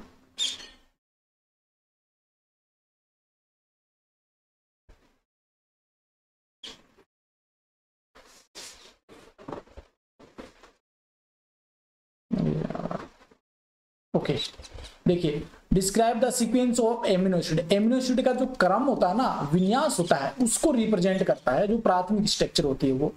the positioning information of protein, protein के अंदर एमिनो एसिड की क्या स्थिति होती है, क्या पोजीशन होती है, उसको बताती है प्राथमिक structure. Left end of the chain has first amino acid. Left side की हम बात करें तो पहला एमिनो एसिड होता है एन टर्मिनल एमिनो एसिड, इसे हम कह सकते हैं। Right and has last amino acid C terminal, इसे हम कह सकते हैं। जैसे ये कोई आपकी चेन है, पॉलीपेप्टाइड चेन है, इसमें एक एमिनो एसिड यहाँ पर है, एक यहाँ पर है। ये जो एमिनो एसिड है ये आपका फर्स्ट एमिनो एसिड कह देंगे इसको, और इसको हम लास्ट एमिनो एसिड कह देंगे, ठीक है। ये सीक्वेंस बताता है जो प्राइमरी स्ट्रक्चर होती है वो। सेकेंडरी स्ट्रक्चर की हम बात करें, here a polypeptide chain is folded in the form of alpha helix and beta pleated sheet. यानी कि जो सेकेंडरी स्ट्रक्चर होती है, द्वितीयक संरचना, इसके अंदर जो पॉलीपेप्टाइड चेन होती है फोल्ड हो जाती है, ठीक है, इस प्रकार से फोल्ड हो जाती है। और फोल्ड होकर के क्या बनाती है, एक तो अल्फा हेलिक्स स्ट्रक्चर बना सकती है या बीटा प्लेटेड शीट का निर्माण कर सकती है, ठीक है, बीटा प्लेटेड चद्र जैसी संरचना का निर्माण कर सकती है। देखिए सेकेंडरी स्ट्रक्चर, एक तो ये होती है लीनियर डायग्राम जो अभी हमने देखा था, प्राथमिक स्ट्रक्चर ये होती है। द्वितीयक स्ट्रक्चर की बात करें, सेकेंडरी स्ट्रक्चर ये देखिए अल्फा हेलिक्स स्ट्रक्चर होगी इस प्रकार से, ऐसे इस प्रकार की स्ट्रक्चर हो जाती है, ठीक है। एक ये स्ट्रक्चर बन जाती है जो सीट जैसी स्ट्रक्चर बन जाती है, चद्र जैसी, ये बीटा प्लेटेड सीट होती है। स्ट्रक्चर थोड़ी सी ध्यान में रख लेना आप। Protein have only right handed helix, protein के अंदर जो हेलिक्स होती है ये राइट हैंडेड होती है, ठीक है। जैसे कि क्रिएटिन, फाइब्रिन, सिल्क फाइबर जिसे हम कहते हैं, तो ये दोनों एग्जांपल याद रख लेना। ये द्वितीयक आपकी स्ट्रक्चर होती है, प्रोटीन की सेकेंडरी संरचना होती है क्रिएटिन और फाइब्रिन, और यहाँ पर इसके स्ट्रक्चर भी आप देख सकते हैं। ये देखिए प्राइमरी स्ट्रक्चर यहाँ पे ये बनी हुई है जिसमें पॉलीपेप्टाइड बॉन्ड भी बना, बीच बीच में पॉलीपेप्टाइड बॉन्ड है। ये आपका फर्स्ट एमिनो एसिड, ये आपका लास्ट या अंतिम एमिनो एसिड हो जाएगा। अब बात करते हैं टर्सरी, तृतीयक स्ट्रक्चर की बात कर लेते हैं। फिर helical polypeptide chain is further folded like a hollow woollen ball. जो ऊन का गिंडा होता ना, ऊन का गिंडा बोल दो या फिर ऊन का गिंडा देखा होगा, ऐसे मिला हुआ होता है, तो वैसी संरचना बन जाती है। वूलेन बॉल, वूलेन बॉल मतलब वूलेन की बोल जैसी स्ट्रक्चर बन जाती है। ऊन जो बोल के रूप में, ऊन देखा होगा ऐसे गिंडा सिमटा हुआ आता है, तो ऊन की बोल जैसी स्ट्रक्चर है वो बन जाती है, फोल्ड होकर के पॉलीपेप्टाइड चेन ऐसी स्ट्रक्चर बना लेता है। ये देखिए टर्सरी 3D स्ट्रक्चर है। Give 3D view, 3D view होता है, चारों ओर से देख सकते हैं। Tertiary structure is necessary for many biological activities of proteins. तो प्रोटीन की जो अनेक जैविक क्रियाएं होती हैं उनके लिए टर्सरी स्ट्रक्चर बहुत ही ज्यादा आवश्यक होती है। जैसे कि मायोग्लोबिन, मायोग्लोबिन किसमें पाया जाता है, मायोग्लोबिन हमारी पेशियों में पाया जाता है। एंजाइम्स जो होते हैं ये आपके टर्सरी स्ट्रक्चर के एग्जाम्पल है। ये एग्जाम्पल ही ज्यादा पूछेगा और क्वेश्चन यहाँ से कोई नहीं आएगा, और में उलझने की जरूरत ही नहीं है। क्वाटरनरी स्ट्रक्चर की बात कर लेते हैं, चतुर्थक संरचना, चतुर्थक संरचना, तो इसमें क्या होता है, more than one polypeptide chain, एक से अधिक पॉलीपेप्टाइड चेन होती है इसके अंदर। Have tertiary structure where each chain functions as a subunit of protein. यानी कि टर्सरी स्ट्रक्चर होती है लेकिन बहुत सारी, एक से अधिक पॉलीपेप्टाइड चेन इसमें मिल जाती है, आपस में मिल करके एक सब यूनिट, प्रोटीन की एक सब यूनिट के रूप में काम करती है, एक इकाई के रूप में काम करती है प्रोटीन की। यहाँ पर देख सकते हैं एक ये पॉलीपेप्टाइड चेन रही, एक ये रही, एक ये, इस प्रकार से 4 पॉलीपेप्टाइड चेन यहाँ पे दर्शाई गई है। तो 4 पॉलीपेप्टाइड चेन मिलकर के जो कि टर्सरी स्ट्रक्चर में होती हैं, और ये क्या करते हैं, प्रोटीन की सब यूनिट के रूप में काम करते हैं। एग्जाम्पल के लिए जैसे हीमोग्लोबिन में 4 सब यूनिट होती हैं। हीमोग्लोबिन में आपने देखा होगा 2 अल्फा और 2 बीटा चेन होती है, ठीक है। तो ये आपका हीमोग्लोबिन क्वाटरनरी स्ट्रक्चर का एग्जाम्पल हो जाएगा। तो 4 प्रकार की होती है, एक तो प्राइमरी स्ट्रक्चर, एक आपका सेकेंडरी स्ट्रक्चर, एक टर्सरी और एक क्वाटरनरी, ठीक है। अब पॉलीसेकेराइड, कॉम्प्लेक्स कार्बोहाइड्रेट जो होते हैं उन्हें हम पॉलीसेकेराइड कह देते हैं। देखिए these are polymers of sugar monosaccharides, जो मोनोसेकेराइड्स होते हैं उनके पॉलीमर्स होते हैं, या फिर कह सकते हैं जो शर्करा है, शर्करा के बहुलक होते हैं। शर्करा के बहुलक, शर्करा का फॉर्मूला क्या होता है C6H12O6। ग्लूकोज जो होता है इसको हम शर्करा कह सकते हैं। देखिए यहाँ पर पॉलीमर ऑफ ग्लूकोज, स्टार्च जो होता है, स्टार्च जो होता है जिसे हिंदी में मंड कहते हैं, ये ग्लूकोज के पॉलीमर होते हैं, ग्लूकोज का बहुलक होता है। सेलुलोज जो होता है ये पॉलीमर ऑफ ग्लूकोज, ये ग्लूकोज का, ये भी क्या होता है सेलुलोज, जिसमें लगभग 3000 के समथिंग ग्लूकोज के अणु पाए जाते हैं, तो ये ग्लूकोज का क्या होता है बहुलक होता है। ग्लाइकोजन है ये भी आपकी ग्लूकोज का बहुलक होता है। इंसुलिन जो होता है ये फ्रक्टोज का बहुलक होता है। ये एग्जांपल याद रख लेना, वेरी वेरी इंपॉर्टेंट है ये, कौन सा किसका बहुलक याद रह जाएगा। और ये होमोपोलीमर्स होते हैं, सम बहुलक होते हैं, सम बहुलक, ठीक है, याद रह जाएगा। ग्लूकोज का बहुलक स्टार्च, ग्लूकोज का पॉलीमर या बहुलक सेलुलोज, ग्लूकोज का बहुलक ग्लाइकोजन और फ्रक्टोज का बहुलक इंसुलिन। और आगे और बात कर लेंगे इसकी किस किस आधार पे कितने प्रकार की होते हैं। In a polysaccharide chain glycogen the right end is called the reducing end, यानी कि पॉलीसेकेराइड चेन की अगर बात करें जैसे कि ग्लाइकोजन में, तो राइट एंड सिरा जो होता है उसको हम रिड्यूसिंग एंड कह देते हैं, and the left and is called non reducing and.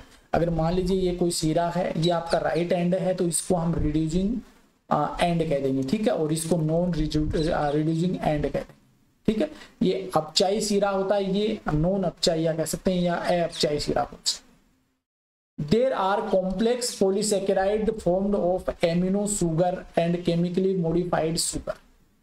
Complex polysaccharide की बात करें तो ये एमिनो शुगर, एमिनो एसिड और शुगर मिलकर के, और केमिकली मॉडिफाइड या रासायनिक रूप से जो रूपांतरित शुगर होती हैं, इनको हम क्या कह सकते हैं, कॉम्प्लेक्स पॉलीसेकेराइड कह सकते हैं। या तो एमिनो एसिड या शुगर मिलकर के बना ले उसको कॉम्प्लेक्स शुगर कह देंगे, या फिर केमिकली मॉडिफाइड शुगर जो होती हैं ये मिल जाए तो आपका पॉलीसेकेराइड होता है जो कि कॉम्प्लेक्स होता है। जैसे ग्लूकोज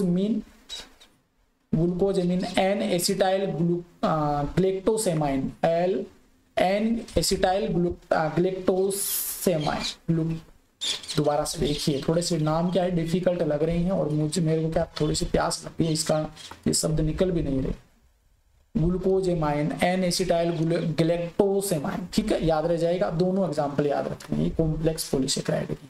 आगे देखिए chitin, very very important. Chitin is homopolymer of N acetyl glucosamine, ठीक है, इसका पॉलीमर होता है। अभी हमने ग्लूकोज की बात की थी, एन एसिटाइल ग्लूकोजेमाइन का होमोपोलीमर समबहुलक कौन होगा, काइटिन हो जाएगा। Seen in exoskeleton, arthropods and fungal cell wall. तो ये कहां पर देखा जाता है, ये भी इंपॉर्टेंट है। आर्थ्रोपोड्स जो जीव होते हैं उनका बाह्य कंकाल इसका बना होता है, और जो फंजाई होती है उनकी कोशिका भित्ति इसकी बनी होती है। 2013 में यहाँ से क्वेश्चन बना है। Glycosidic bond in polysaccharides, polysaccharide में ग्लाइकोसाइडिक बॉन्ड पाया जाता है। देखिए हमने पेप्टाइड बॉन्ड की बात की जो एमिनो एसिड को जोड़ता है, ग्लाइकोसाइडिक बॉन्ड ये पॉलीसेकेराइड चेन को जोड़ता है।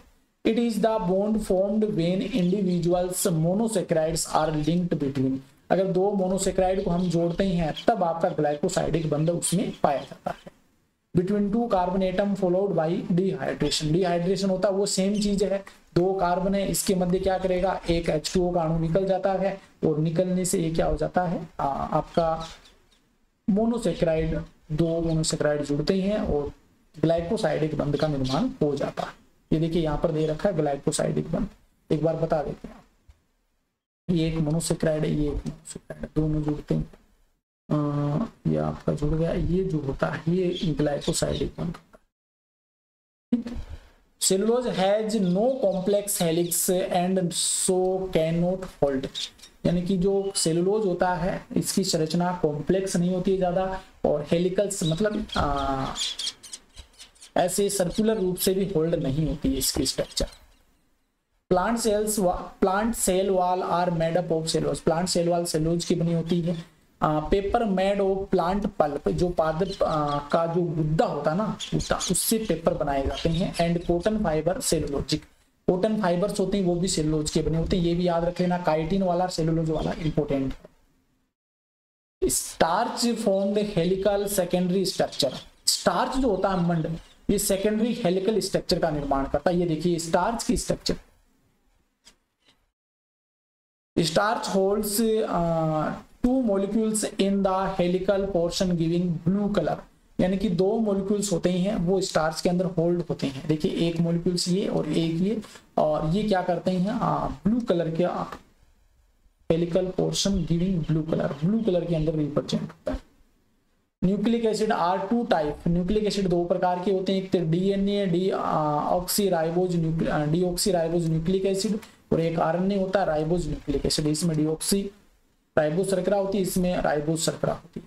Having deoxy ribose and ribose sugar, ये बता चुका हूं मैं कि डीएनए में डीऑक्सी राइबोज शुगर और आरएनए में ribose sugar.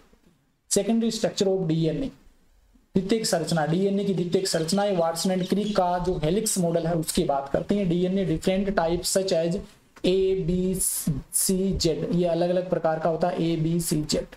DNA consist of two polynucleotide, दो पॉलीन्यूक्लियोटाइड श्रृंखलाओं से बना होता है। Two polynucleotide stand arranged antiparallel as a double helix, दोहरी हेलिक्स संरचना होती है और इसमें दो पॉलीन्यूक्लियोटाइड स्टैंड है वो आपस में एंटी पैरेलल इस प्रकार से व्यवस्थित होते हैं। ठीक है। In DNA A nucleotide consist of nitrogen base, एक डीएनए क्या होता है न्यूक्लियोटाइड का बना होता है, और न्यूक्लियोटाइड में क्या होता है एक नाइट्रोजन बेस होता है, एक डीऑक्सीराइबोज शुगर होती है और एक फॉस्फेट ग्रुप होता है। ये याद रख लेना इसका कंपोजिशन। आगे देखिए backbone of DNA is formed by the sugar phosphate sugar chain, यानी कि जो रीढ़ की हड्डी बोल सकते हैं, बैकबोन बोल सकते हैं डीएनए की, वो शुगर फॉस्फेट और शुगर, ये शुगर है फिर फॉस्फेट है और ये शुगर, इनसे मिलकर बनी होती है। देखिए यहाँ पर स्ट्रक्चर भी दे रखी है डीएनए की। तो ये जो बीच वाली जो बैकबोन, एक मिनट थोड़ा सा खाओस रखिए, ये जो होती है ये बैकबोन, ये होती है बैकबोन, ये बैकबोन ठीक है। और ये बैकबोन किसकी बनी होती है, ये बैकबोन आपकी शुगर फॉस्फेट और शुगर की बनी होती है। ठीक है। और बीच में आपका जो पिरिमिडिन और प्यूरिन और पिरिमिडिन है वो पाए जाते हैं। अभी इसकी हम बात करेंगे आगे, एक बार थोड़ा सा यहाँ पे पढ़ लेते हैं। Steps are formed of nitrogenous base pair, और बीच के अंदर क्या होता है आपके नाइट्रोजनस बेस पेयर पाए जाते हैं। नाइट्रोजन बेस पेयर देखिए एडेनिन होता है, गुआनिन है, थाइमिन है, साइटोसिन है और यूरिसिल एब्सेंट होता है, ये आरएनए में पाया जाता है। जो पेयर ऑफ टी, जो थाइमिन होता है ये एडेनिन के साथ पेयर बनाता है, इसके अंदर दो हाइड्रोजन बॉन्ड होते हैं। ठीक है। गुआनिन होता है ये साइटोसिन के साथ में बॉन्ड बनाता है, इसमें 3 हाइड्रोजन बॉन्ड होते हैं। A phosphate molecules link the 3 carbon atom, 3 number का जो शुगर का 3 नंबर का कार्बन होता है ना, उसके साथ में फॉस्फेट है वो जुड़ता है। Of 1 nucleotide to 5 carbon of sugar of the succeeding nucleotide. देखिए दोबारा से इस चीज को समझिए। A phosphate molecules link the 3 days carbon atom, यानी कि जो श्रृंखला होती है ना इस प्रकार से। ठीक है। तो उसमें पहली जो शुगर होती है उसके तो 3 नंबर कार्बन पर फॉस्फेट जुड़ता है, और जो दूसरी शुगर होती है ना, देखिए पहली जो शुगर है ये, दूसरी शुगर ये, और बीच में आपका फॉस्फेट है, तो इसके तो 3 नंबर कार्बन पे और इसके आपके 5 नंबर कार्बन पे जुड़ता है। ये चीज यहाँ पे समझ रहा है। ठीक है। आगे इसकी स्ट्रक्चर समझ लेते हैं। देखिए तो डबल हेलिक्स जो स्ट्रक्चर होती है वो ये होती है। इसकी बैकबोन होती है वो आपकी शुगर फॉस्फेट और शुगर की बनी होती है, और ये जो होते हैं ये आपके प्यूरिन और पिरिमिडिन होते हैं। देखिए ये 5 डेज एंड ये 3 डेज एंड, ये जो बैकबोन बनी हुई है ये आपकी शुगर और फॉस्फेट और शुगर की बनी होती है। बीच में आपका पाया जाता है, देखिए थाइमिन एडेनिन के साथ में जुड़ा होता है, इसके बीच में आपका डबल बॉन्ड होता है, डबल बॉन्ड मतलब हाइड्रोजन बॉन्ड होता है। ये शुगर है और ये आपका फॉस्फेट ग्रुप है। देखिए दोबारा से इस चीज को समझिए, ये आपका फॉस्फेट है, ये शुगर है और ये फॉस्फेट है। ठीक है। तो 3 डेज एंड पे देखिए यहाँ पर इस कार्बन के साथ में जुड़ा हुआ है। ठीक है। और यहाँ पर ये 5 नंबर पे ये 3 और ये 5।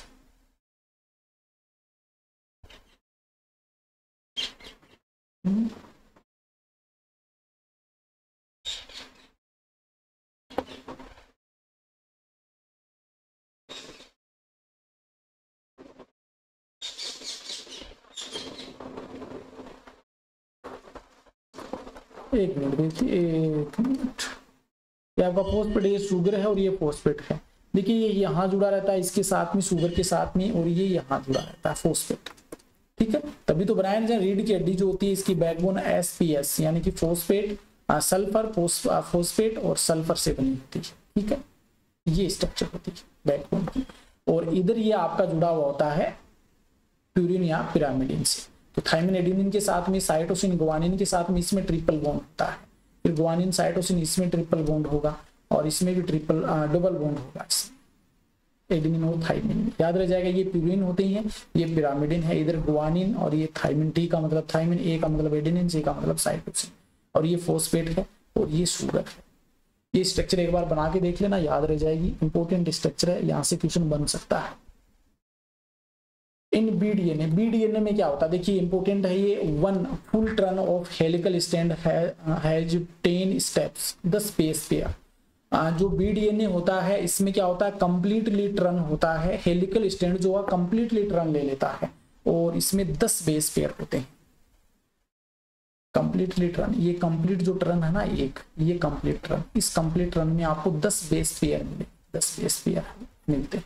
ठीक है, एक कंप्लीट टर्न के अंदर 2003 में पूछा गया, 10 बेस पेयर होते हैं। Length of one full turn यानी कि एक टर्न जो होता है, ये टर्न की हम बात करें, ये पूरा टर्न, ये इस पूरे टर्न की लंबाई कितनी होती है, तो ये लंबाई होती है आपकी 34 आर्मस्ट्रॉन्ग होती है। ठीक है, 34 आर्मस्ट्रॉन्ग, 34 आर्मस्ट्रॉन्ग।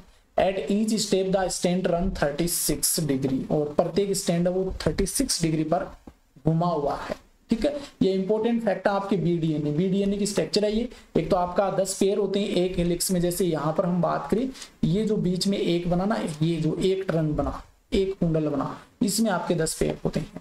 इसकी लंबाई पूछिए तो इसकी लंबाई आपकी क्या हो जाएगी, length of one full turn, तो 34 एंगस्ट्रॉम। और कितने पे घुमा डिग्री पे, तो 36 डिग्री पे घुमा। ये आपका डीएनए हो गया। अब metabolism all the biochemical reactions taking place inside a living system together constituent metabolism। यानी कि कोई भी जीवित जो जीव होता है या जीवित सिस्टम होता है उसके अंदर जो बायोकेमिकल जैव रासायनिक क्रियाएं होती हैं उसी को हम क्या कहते हैं, मेटाबॉलिज्म कह देते हैं, उपापचय क्रिया कह देते हैं। सम ऑफ द एग्जांपल, कुछ एग्जांपल दे रखे हैं। देखिए मेटाबॉलिज्म भी रिप्रोडक्शन रेस्पायरेशन है, फोटोसिंथेसिस है, मेटाबॉलिज्म में आती है। Removal of CO2 from amino acid of to form amines, amines के निर्माण के लिए CO2 का निकलना, ये भी मेटाबॉलिज्म ही है। Removal of amino group in nucleotide, nucleotide में एमिनो ग्रुप का निकलना, NH2 ग्रुप का निकलना न्यूक्लियोटाइड में, तो ये भी क्या है, एक मेटाबॉलिज्म है। Hydrolysis of glycosidic bond, glycosidic bond का जब हाइड्रोलाइसिस होता है, जल का निकलना, तो ये भी आपका क्या है, एक मेटाबॉलिज्म, उपापचय क्रिया ही है। In metabolism there is a series of linked multi-step chemical reaction called metabolic pathway। यानी कि मेटाबॉलिज्म जो होता है इसमें एक लंबी श्रृंखला होती है, कई स्टेप्स होती हैं जो आपस में जुड़ी हुई श्रृंखलाएं होती है, आपस में जुड़ी हुई कई स्टेप्स होती हैं, उन श्रृंखलाएं मिलकर के क्या बनाती है, मेटाबॉलिज्म बनाती है। और इनको हम केमिकल रिएक्शन, ये जो केमिकल रिएक्शन होती है ना मल्टी स्टेप वाली, इनको मेटाबॉलिक पाथवे कहते हैं। और ये 2 प्रकार की होती है, एक तो एनाबॉलिक पाथवे और एक केटाबॉलिक। एनाबॉलिक मतलब निर्माणकारी, जिसमें किसी पदार्थ का निर्माण होता है, और ये विघटनकारी, जिसमें किसी पदार्थ का विघटन होगा। इसे हम बायोसिंथेटिक भी बोल सकते हैं, जैव संश्लेषण। ठीक है, देखिए simpler molecules form complex structure, constructive process, यानी कि कई सिंपल मॉलिक्यूल्स मिलकर के एक जटिल संरचना का निर्माण करते हैं। जबकि केटाबॉलिक में क्या होता है, कॉम्प्लेक्स मॉलिक्यूल जो होता है वो एक सिंपल स्ट्रक्चर का निर्माण करता है। इसे डिस्ट्रक्टिव प्रोसेस भी कह देते हैं, विघटनकारी, ये कंस्ट्रक्टिव निर्माणकारी। देखिए ये एग्जांपल आपका हो सकता है फोटोसिंथेसिस का, फोटोसिंथेसिस है वो इसी का उदाहरण है, जबकि इसमें आपका रेस्पायरेशन हो जाएगा। इट कंज्यूम एनर्जी, इसमें एनर्जी की आवश्यकता होती है। केटाबॉलिज्म में रिलीज एनर्जी, एनर्जी उत्पन्न होती है।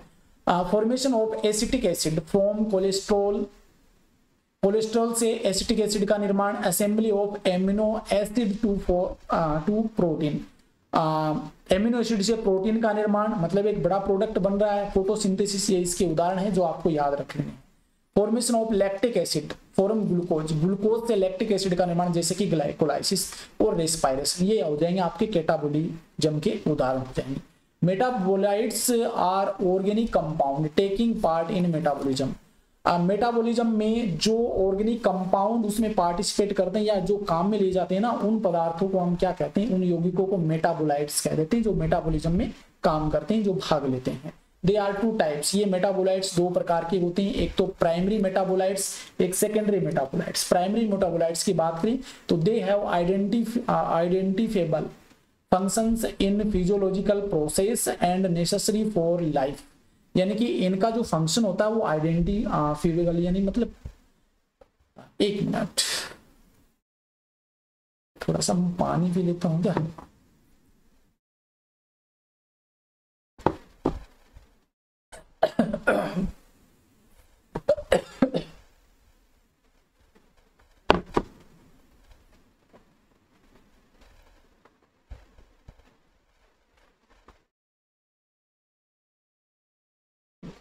ये जो मेटाबोलाइट होते हैं, प्राइमरी मेटाबोलाइट, ये जो फिजियोलॉजिकल एक्टिविटीज होती हैं, फिजियोलॉजिकल जो प्रोसेस होती हैं, प्रक्रियाएं होती हैं, जिसकी डाइजेशन है, रेस्पिरेशन है, ये जो प्रोसेस होती हैं फिजियोलॉजिकली, इनके लिए ये आवश्यक होते हैं। ठीक है, एमिनो एसिड है, शुगर है, न्यूक्लिक एसिड है, लिपिड है, विटामिन है, इसके अलावा और भी हैं, तो ये सभी प्राइमरी मेटाबोलाइट्स होते हैं। एग्जाम्पल पूछा जा सकता है इसमें। सेकेंडरी मेटाबोलाइट्स की बात करें, they are not directly involve in normal growth, यानी कि सामान्य वृद्धि में इनको शामिल नहीं किया जाता। डेवलपमेंट एंड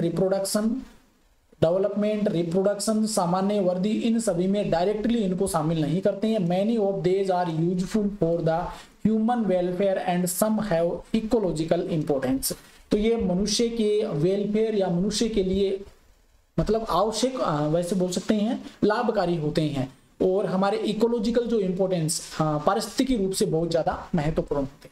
ठीक है, सेकेंडरी मेटाबोलाइट, जबकि ये जरूरी होते हैं, आवश्यक होते हैं। सेकेंडरी मेटाबोलाइट्स की हम बात कर लेते हैं। देखिए, पिगमेंट जो होते हैं ये सेकेंडरी मेटाबोलाइट्स में आते हैं, जैसे कि कैरोटीनोइड्स हैं, एंथोसाइनिन है जो प्लांट्स में पाया जाता है। इनके अलावा एल्कलॉइड्स जो होते हैं ये भी सेकेंडरी मेटाबोलाइट्स होते हैं, जैसे मॉर्फिन है, कोडीन है। टर्पेनोइड्स हैं जिसमें मोनोटर्पिन्स हैं, डाइटर्पेन्स हैं, ये आपके क्या हो जाएंगे, सेकेंडरी मेटाबोलाइट्स हो जाएंगे। इसेंशियल ऑयल, आवश्यक जो तेल होता है, जिसमें लेमन ग्रास ऑयल। ठीक है, टॉक्सिन्स में एब्रीन, रिसिन, ये आपके क्या हो जाएंगे, सेकेंडरी मेटाबोलाइट्स। लेक्टिन्स की बात करें तो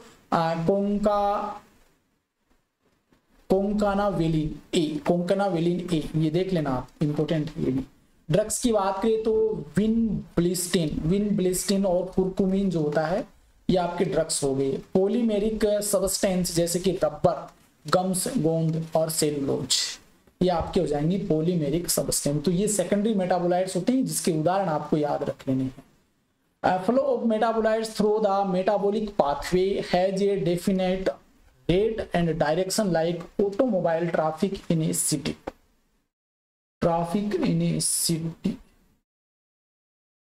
देखिए, इसका मतलब क्या होता है कि जो उपापचयित पाथवे होते हैं ना, उसके माध्यम से ये जो मेटाबोलाइट्स होते हैं, उपापचयी जो पाथवे होते हैं, इनमें जब ये मेटाबोलाइट्स पास होते हैं तो एक directional like automobile traffic in city के अंदर जो ऑटोमोबाइल्स होते हैं उनके अंदर होता है ना, उसी प्रकार से इनका एक डेफिनेट रेट में क्या होता है, फ्लो होता है।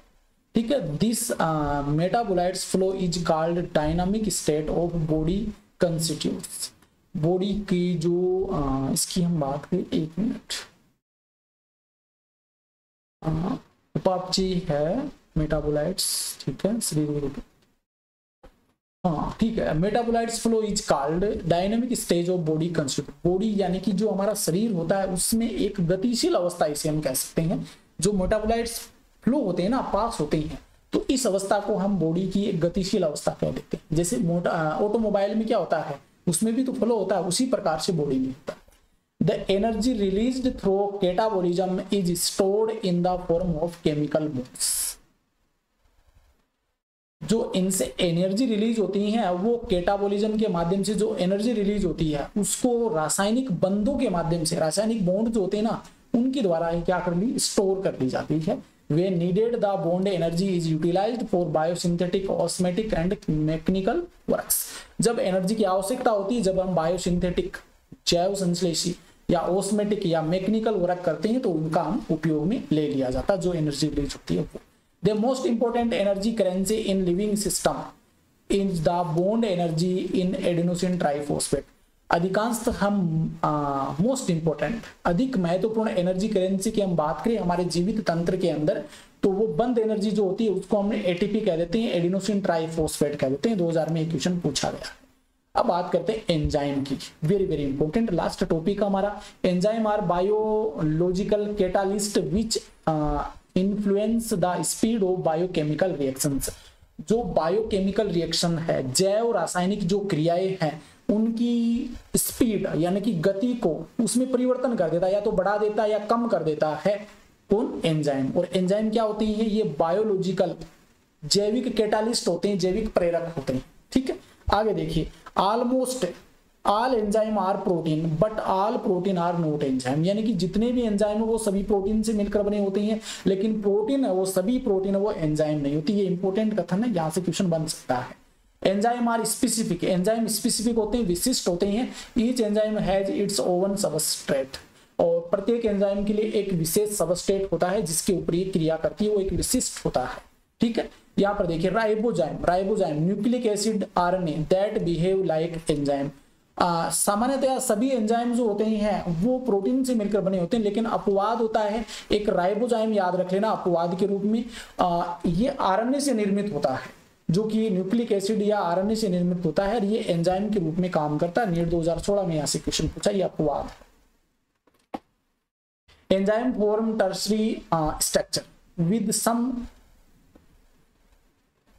क्रीवाइसेस यानी packets called active site into which the substrate fits. यानी कि एंजाइम जो होते हैं ये टर्शरी स्ट्रक्चर का निर्माण करते हैं, टर्शरी स्ट्रक्चर का निर्माण करते हैं,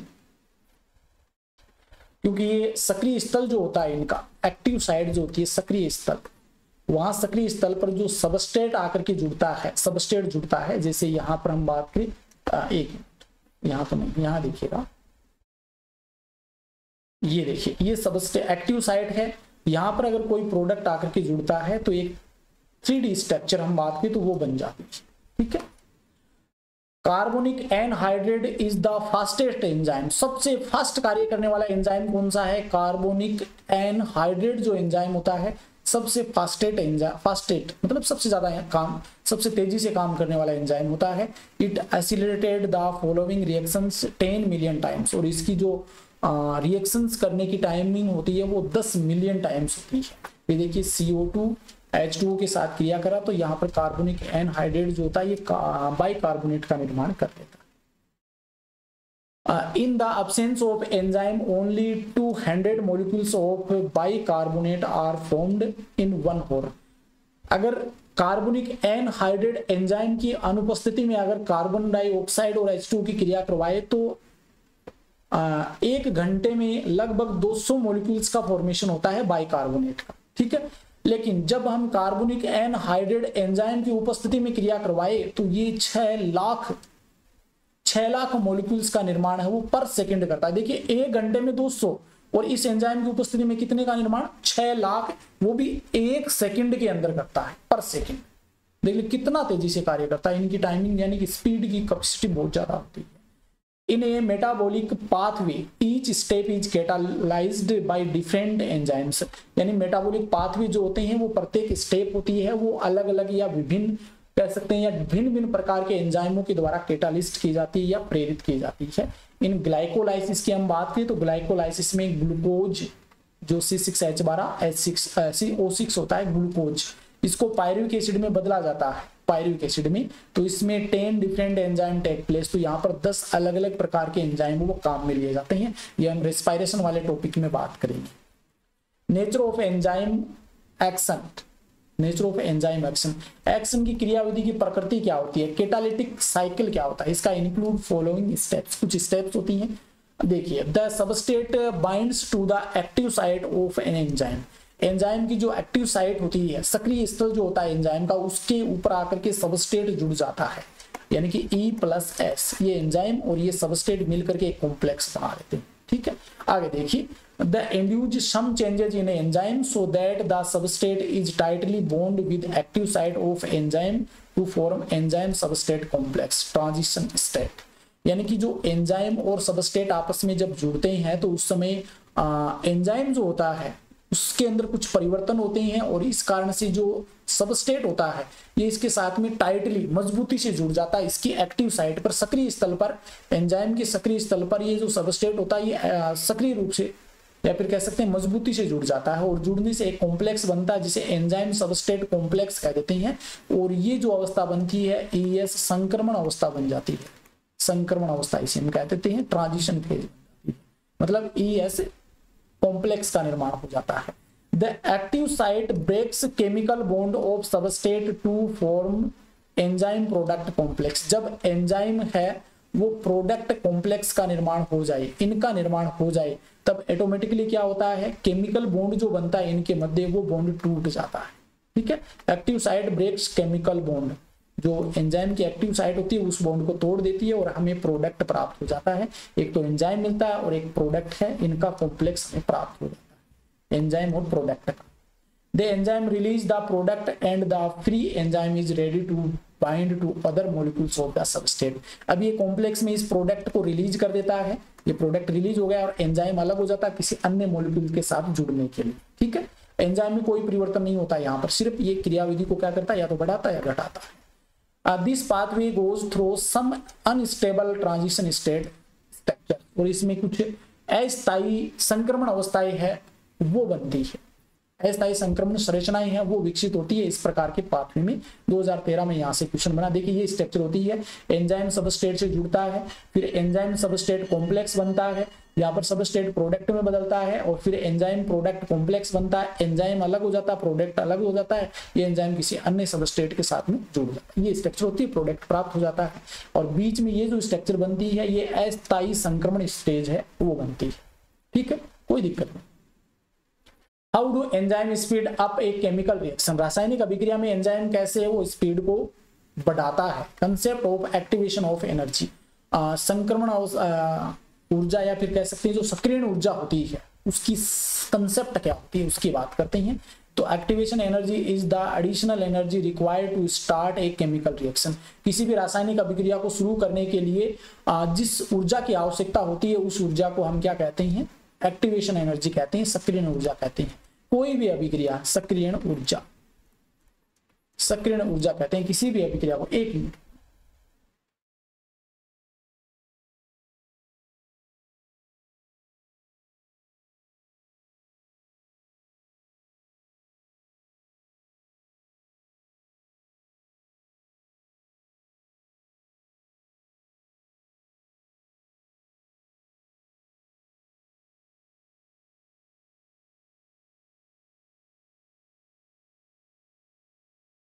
देखिए नीट 2016 में यहाँ से क्वेश्चन बना, सक्रियण ऊर्जा की परिभाषा याद रख लेना। किसी भी केमिकल रिएक्शन को शुरू करने के लिए, स्टार्ट करने के लिए जिस ऊर्जा की आवश्यकता होती है उसको सक्रियण ऊर्जा करते हैं।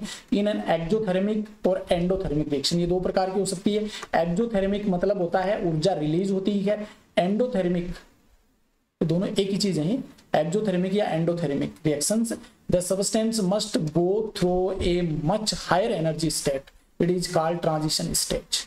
यानी कि एक्सोथर्मिक या एंडोथर्मिक रिएक्शन, एक्सोथर्मिक या एंडोथर्मिक रिएक्शन। एक्सोथर्मिक मतलब ऊर्जा रिलीज होती है और एंडोथर्मिक मतलब होता है ऊर्जा वो अब्जॉर्ब की जाती है। ठीक है ना, ये दोनों अलग अलग टर्म है। एक्सोथर्मिक मतलब होता है एनर्जी रिलीज करता है, एंडोथर्मिक मतलब एनर्जी लेता है। और एक ऐसी अवस्था जहां पर अत्यधिक एनर्जी वाली अवस्था जो होती है उसको हम ट्रांजिशन स्टेट कह देते हैं, ट्रांजिशन स्टेट कह देते हैं, संक्रमण अवस्था कह देते हैं। देयरफॉर एक्टिवेशन एनर्जी, और यहाँ पर जो एक्टिवेशन एनर्जी होती है is the difference between average energy of substrate form that transition state. और ये जो ट्रांजिशन स्टेट है इसमें हम एक तो एवरेज जो एनर्जी होती है उसमें और एक्टिवेशन एनर्जी में डिफरेंस कर सकते हैं। जैसे इसमें देखिए ये पोटेंशियल एनर्जी है और इस तरफ प्रोग्रेस ऑफ रिएक्टेंट, यहाँ पे सबस्ट्रेट है, यहाँ पे प्रोडक्ट है। जब substrate energy with the enzyme, activation energy, ये प्रोसेस होती है। यहाँ पर ट्रांजिशन स्टेट, बीच वाली जो स्टेट है ये ट्रांजिशन स्टेट है। अगर यहाँ पर एक्टिवेशन एनर्जी उसको नहीं दी जाती है, मतलब एंजाइम हम काम में नहीं लेते हैं, तब ये देखिए कितना बड़ा यहाँ पर संक्रमण स्टेज बनती है। एक्टिवेशन एनर्जी विदाउट एंजाइम, यानी एंजाइम के बिना सक्रियण ऊर्जा की इतनी आवश्यकता पड़ेगी। अगर एंजाइम ले लें तो सक्रियण ऊर्जा में देखिए कितनी कमी, बहुत ही कम मात्रा में सक्रियण ऊर्जा हमें देनी पड़ेगी। ये डिफरेंस होता है इनके अंदर, ये याद रख लेना थोड़ा सा। If the product is at lower energy level that the substrate, the reactions and exothermic reaction, spontaneous reactions, यानी कि जब प्रोडक्ट है लोअर एनर्जी के ऊपर, if product is at lower energy level that the substrate,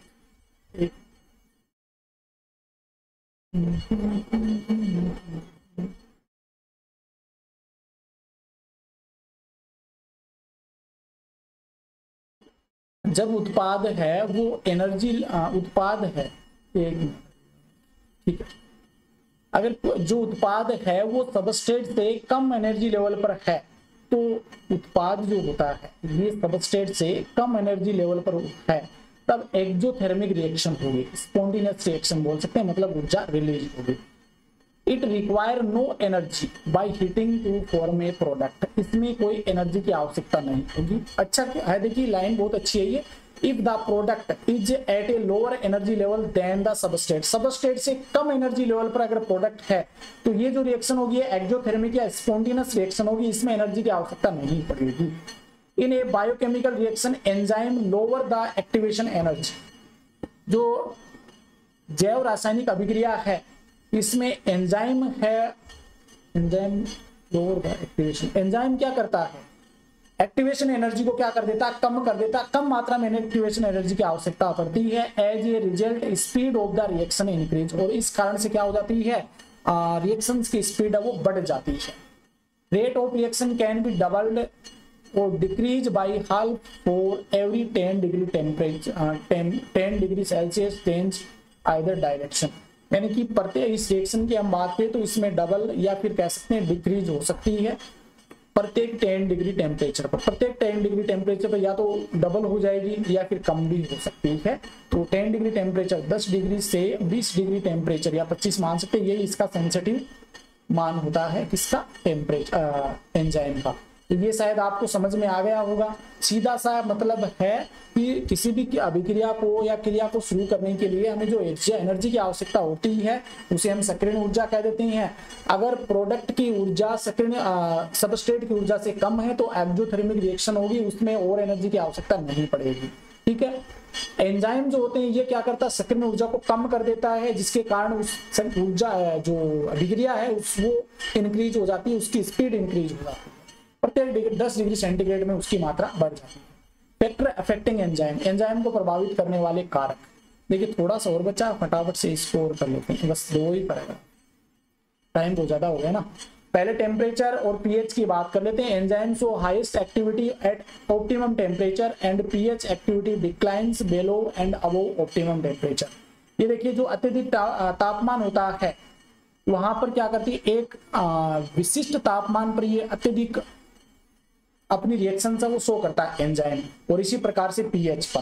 ठीक है, एक विशिष्ट पीएच पर जो ऑप्टिमम टेम्परेचर होता है उसके ऊपर अपनी एक्टिविटी शो करता है, हाईएस्ट एक्टिविटी, और विशिष्ट या ऑप्टिमम पीएच होता है उसके ऊपर अपनी ये एक्टिविटी है वो शो करता है। 2010 और 2011 में क्वेश्चन पूछा है, ऑप्टिमम टेम्परेचर याद रख लेना, ठीक है ना, पीएच और optimum temperature.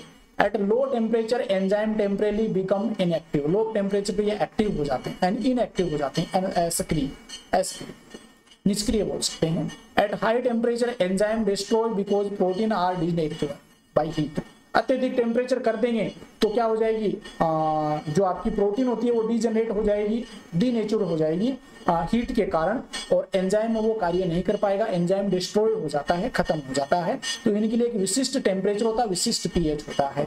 Inorganic catalyst work at high temperature and pressures, inorganic जो कैटालिस्ट होते हैं, अकार्बनिक जो प्रेरक होते हैं, ये क्या करते हैं, अत्यधिक टेम्परेचर और प्रेशर पर भी काम करते हैं। But enzyme gate damage eight high temperature, यानी कि 40 डिग्री सेंटीग्रेड टेम्परेचर, इसके मैंने बताया था ना 20 से 30 डिग्री सेंटीग्रेड, ये इसका अनुकूल टेम्परेचर होता है। अगर 40 डिग्री से अधिक हो जाता है तो ये एंजाइम को डैमेज कर सकता है thermophilic organisms have enzyme which are stable at high temperature. Thermophilic जो ऑर्गेनिजम्स होते हैं, जीव होते हैं, इनमें जो एंजाइम पाए जाते हैं ये क्या करते हैं, अत्यधिक टेम्परेचर पर भी जीवित रह सकते हैं, जैसे कि 80 से 90 degree centigrade. Concentration of substrate, substrate की जो सांद्रता होती है ये भी एंजाइम की क्रियाविधि को प्रभावित करती है। देखिए, with the increase in substance concentration, जब हम सबस्ट्रेट की सांद्रता को बढ़ा देते हैं, the velocity of enzyme action rises at first, यानी कि पहले क्या होगा, एंजाइम की क्रियाविधि बढ़ जाती है, and reaches A maximum velocity, और अत्यधिक जो वेलोसिटी होती है, अत्यधिक जो वेलोसिटी है वो प्राप्त कर लेता है, अत्यधिक वेलोसिटी। ठीक है, this is not exist by further rise in concentration. अगर लगातार हम बढ़ाते चले जाएंगे ना सबस्ट्रेट की, तो फिर क्या हो जाएगी, एक अत्यधिक सीमा के बाद में ये कम होती चली जाएगी, because enzyme molecules are fewer than the substrate molecules. कहने का मतलब ये है, अगर यहाँ पर हम बात करें सबस्ट्रेट की मात्रा बढ़ाते हैं तो धीरे धीरे इसकी वेलोसिटी भी, स्पीड भी बढ़ती चली जाएगी, और एक ऐसा समय आएगा जब अत्यधिक मात्रा में इसकी स्पीड होगी, और इसके बाद में जब हम सबस्ट्रेट लेवल बढ़ाएंगे तो इसकी जो स्पीड होगी वो कम होती चली जाएगी। कारण क्या, एंजाइम की मात्रा कम हो जाएगी। No free enzyme molecules present and bind with additional substrate molecules. कहने का मतलब ये है कि पहले यहाँ पर 40 एंजाइम थे, हमने क्या किया, 10 से करते करते यहाँ तक आते आते 40 एंजाइम है, यहाँ पर 40 ही मॉलिक्यूल्स इसके साथ में जुड़ गए। अब हम 40 से 50 या 60 मॉलिक्यूल्स कर देंगे, तो 60 मॉलिक्यूल से जुड़ने के लिए एंजाइम भी तो चाहिए, लेकिन इतने एंजाइम है नहीं यहाँ पर, तो क्या होगा, ये एक्टिविटी या जो वेलोसिटी हो जाएगी ये कम होती चली जाएगी। ठीक है, तो ये थोड़ा सा याद रखें। प्रेजेंस ऑफ इनहिबिटर, इनहिबिटर यानी कि जो प्रतिरोधक जो होता है, अवरोधक भी बोल सकते हैं, इसकी उपस्थिति भी क्या करती है, एंजाइम को क्रियाविधि को रोक देती है। The binding of specific chemical inhibitor जिसे हम कहते हैं, शट्स द एंजाइम एक्टिविटी। कोई विशिष्ट रासायनिक जो होता है, कोई विशिष्ट रसायन है, अगर वो एंजाइम के साथ जुड़ जाए तो उसकी क्रियाविधि को कम कर देगा। दिस इज कॉल्ड इनहिबिशन, इसे हम निरोधन या अवरोधन कहते हैं। The inhibitor is closely similar to the substrate, जो सबस्ट्रेट के बिल्कुल ही समान होता है। Its molecular structure and is called a competitive inhibitor, यानी कि जो सबस्ट्रेट होता है उसी के समान इनहिबिटर होता है। इसकी मोलिकुलर स्ट्रक्चर है, और इसका जो हम बात करें तो मोलिकुलर स्ट्रक्चर भी इसके बिल्कुल समान होती है, संरचना भी समान होती है, और इस प्रकार का जो कॉम्पिटिटर होता है, इस प्रकार का जो इनहिबिटर होता है या फिर कह सकते हैं अवरोधक होता है, इसे हम कॉम्पिटिटर, प्रतिस्पर्धी अवरोधक कह देते हैं, प्रतिस्पर्धी अवरोधक कह देते हैं। ठीक है, प्रतिस्पर्धी अवरोधक। It competes with the substrate for the binding site of enzyme, और ये क्या करता है, उसके साथ में प्रतिस्पर्धा करता है सबस्ट्रेट के साथ में एंजाइम की सक्रिय साइट पर जुड़ने के लिए। As a result the substrate can not be bind, और रिजल्ट के रूप में हम बात करें सबस्ट्रेट नहीं जुड़ पाता है और एंजाइम वो डिक्लाइन हो जाता है, एंजाइम कार्य नहीं कर पाता है। 2005 में यहाँ से क्वेश्चन बना है। एग्जाम्पल देखिए, malonate is similar to the substrate succinate. Malonate जो होता है ये सक्सिनेट के समान होता है। So it inhibit succinic dehydrogenase, succinic dehydrogenase जो एंजाइम होता है जो क्रेब्स साइकिल में होता है, उसकी क्रियाविधि को ये रोक देता है malonate.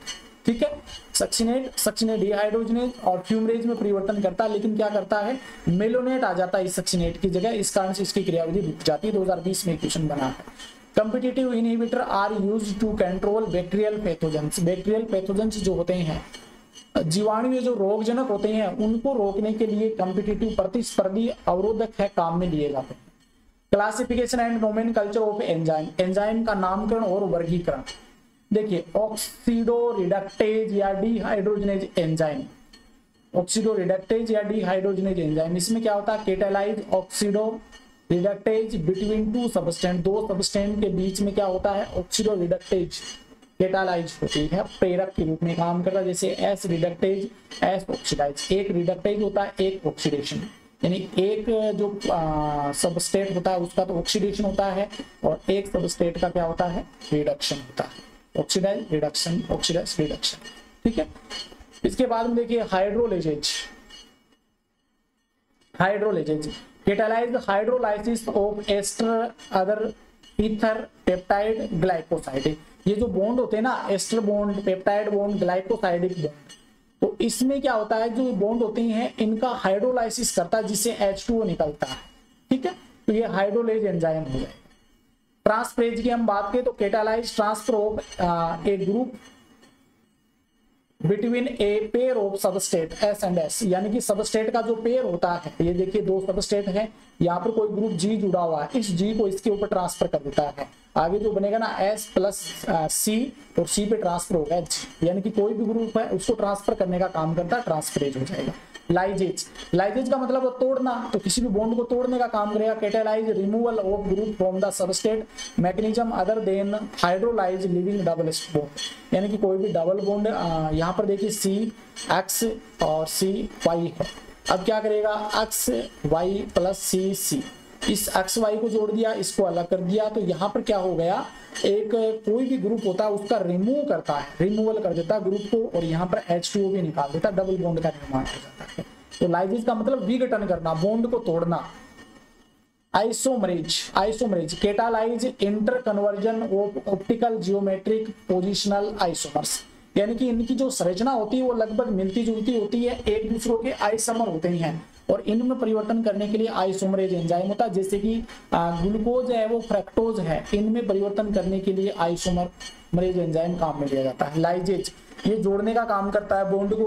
Catalyse the linking of two compound together, enzyme catalysing joining of bonds COCS CNPO, ये क्या करता है, जैसे ग्लूकोज है, ग्लूकोज को जोड़ करके क्या बना लेगा, माल्टोज बना देगा, तो ये बनाने का काम है, ये जोड़ने का काम लाइगेज करता है। इसका उपयोग हम जेनेटिक इंजीनियरिंग में भी करते हैं, रिकॉम्बिनेंट DNA टेक्नोलॉजी में।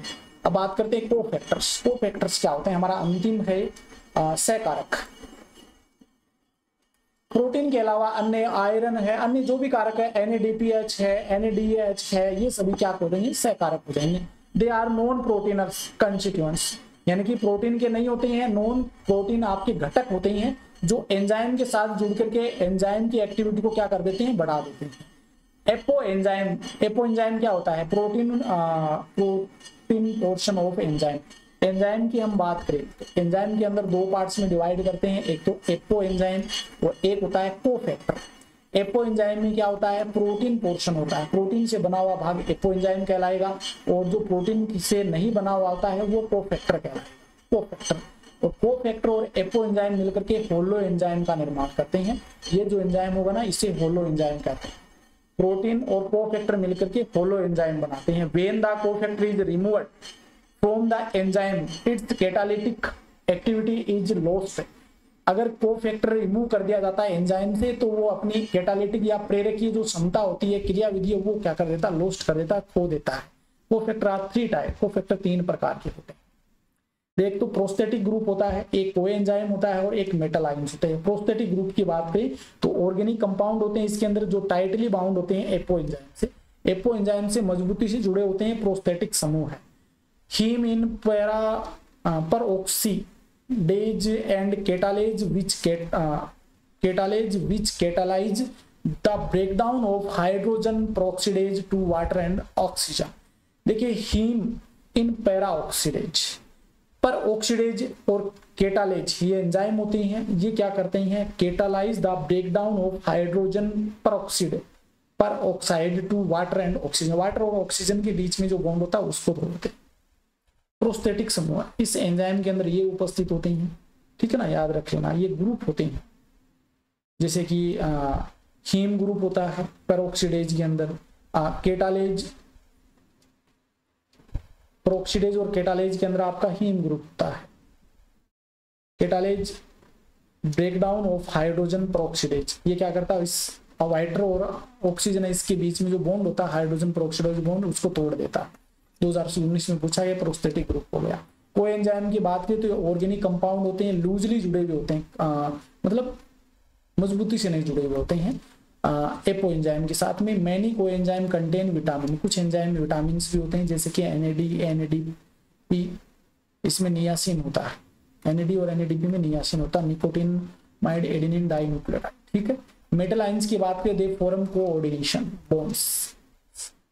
bonds with side chains at active site and one of more coordination bonds with the substrate, यानी कि इसमें क्या होता है, सबस्ट्रेट के साथ में बॉन्ड का निर्माण होता है, जिसके साथ में कुछ आयंस उपस्थित होते हैं, आयंस होते हैं जो क्या करते हैं, सहसंयोजक बंध का निर्माण करते हैं, और इसमें आपका जिंक हो गया, आयरन हो गया, ये हो सकते हैं। Zinc is cofactor कार्बोक्सीपेप्टाइड।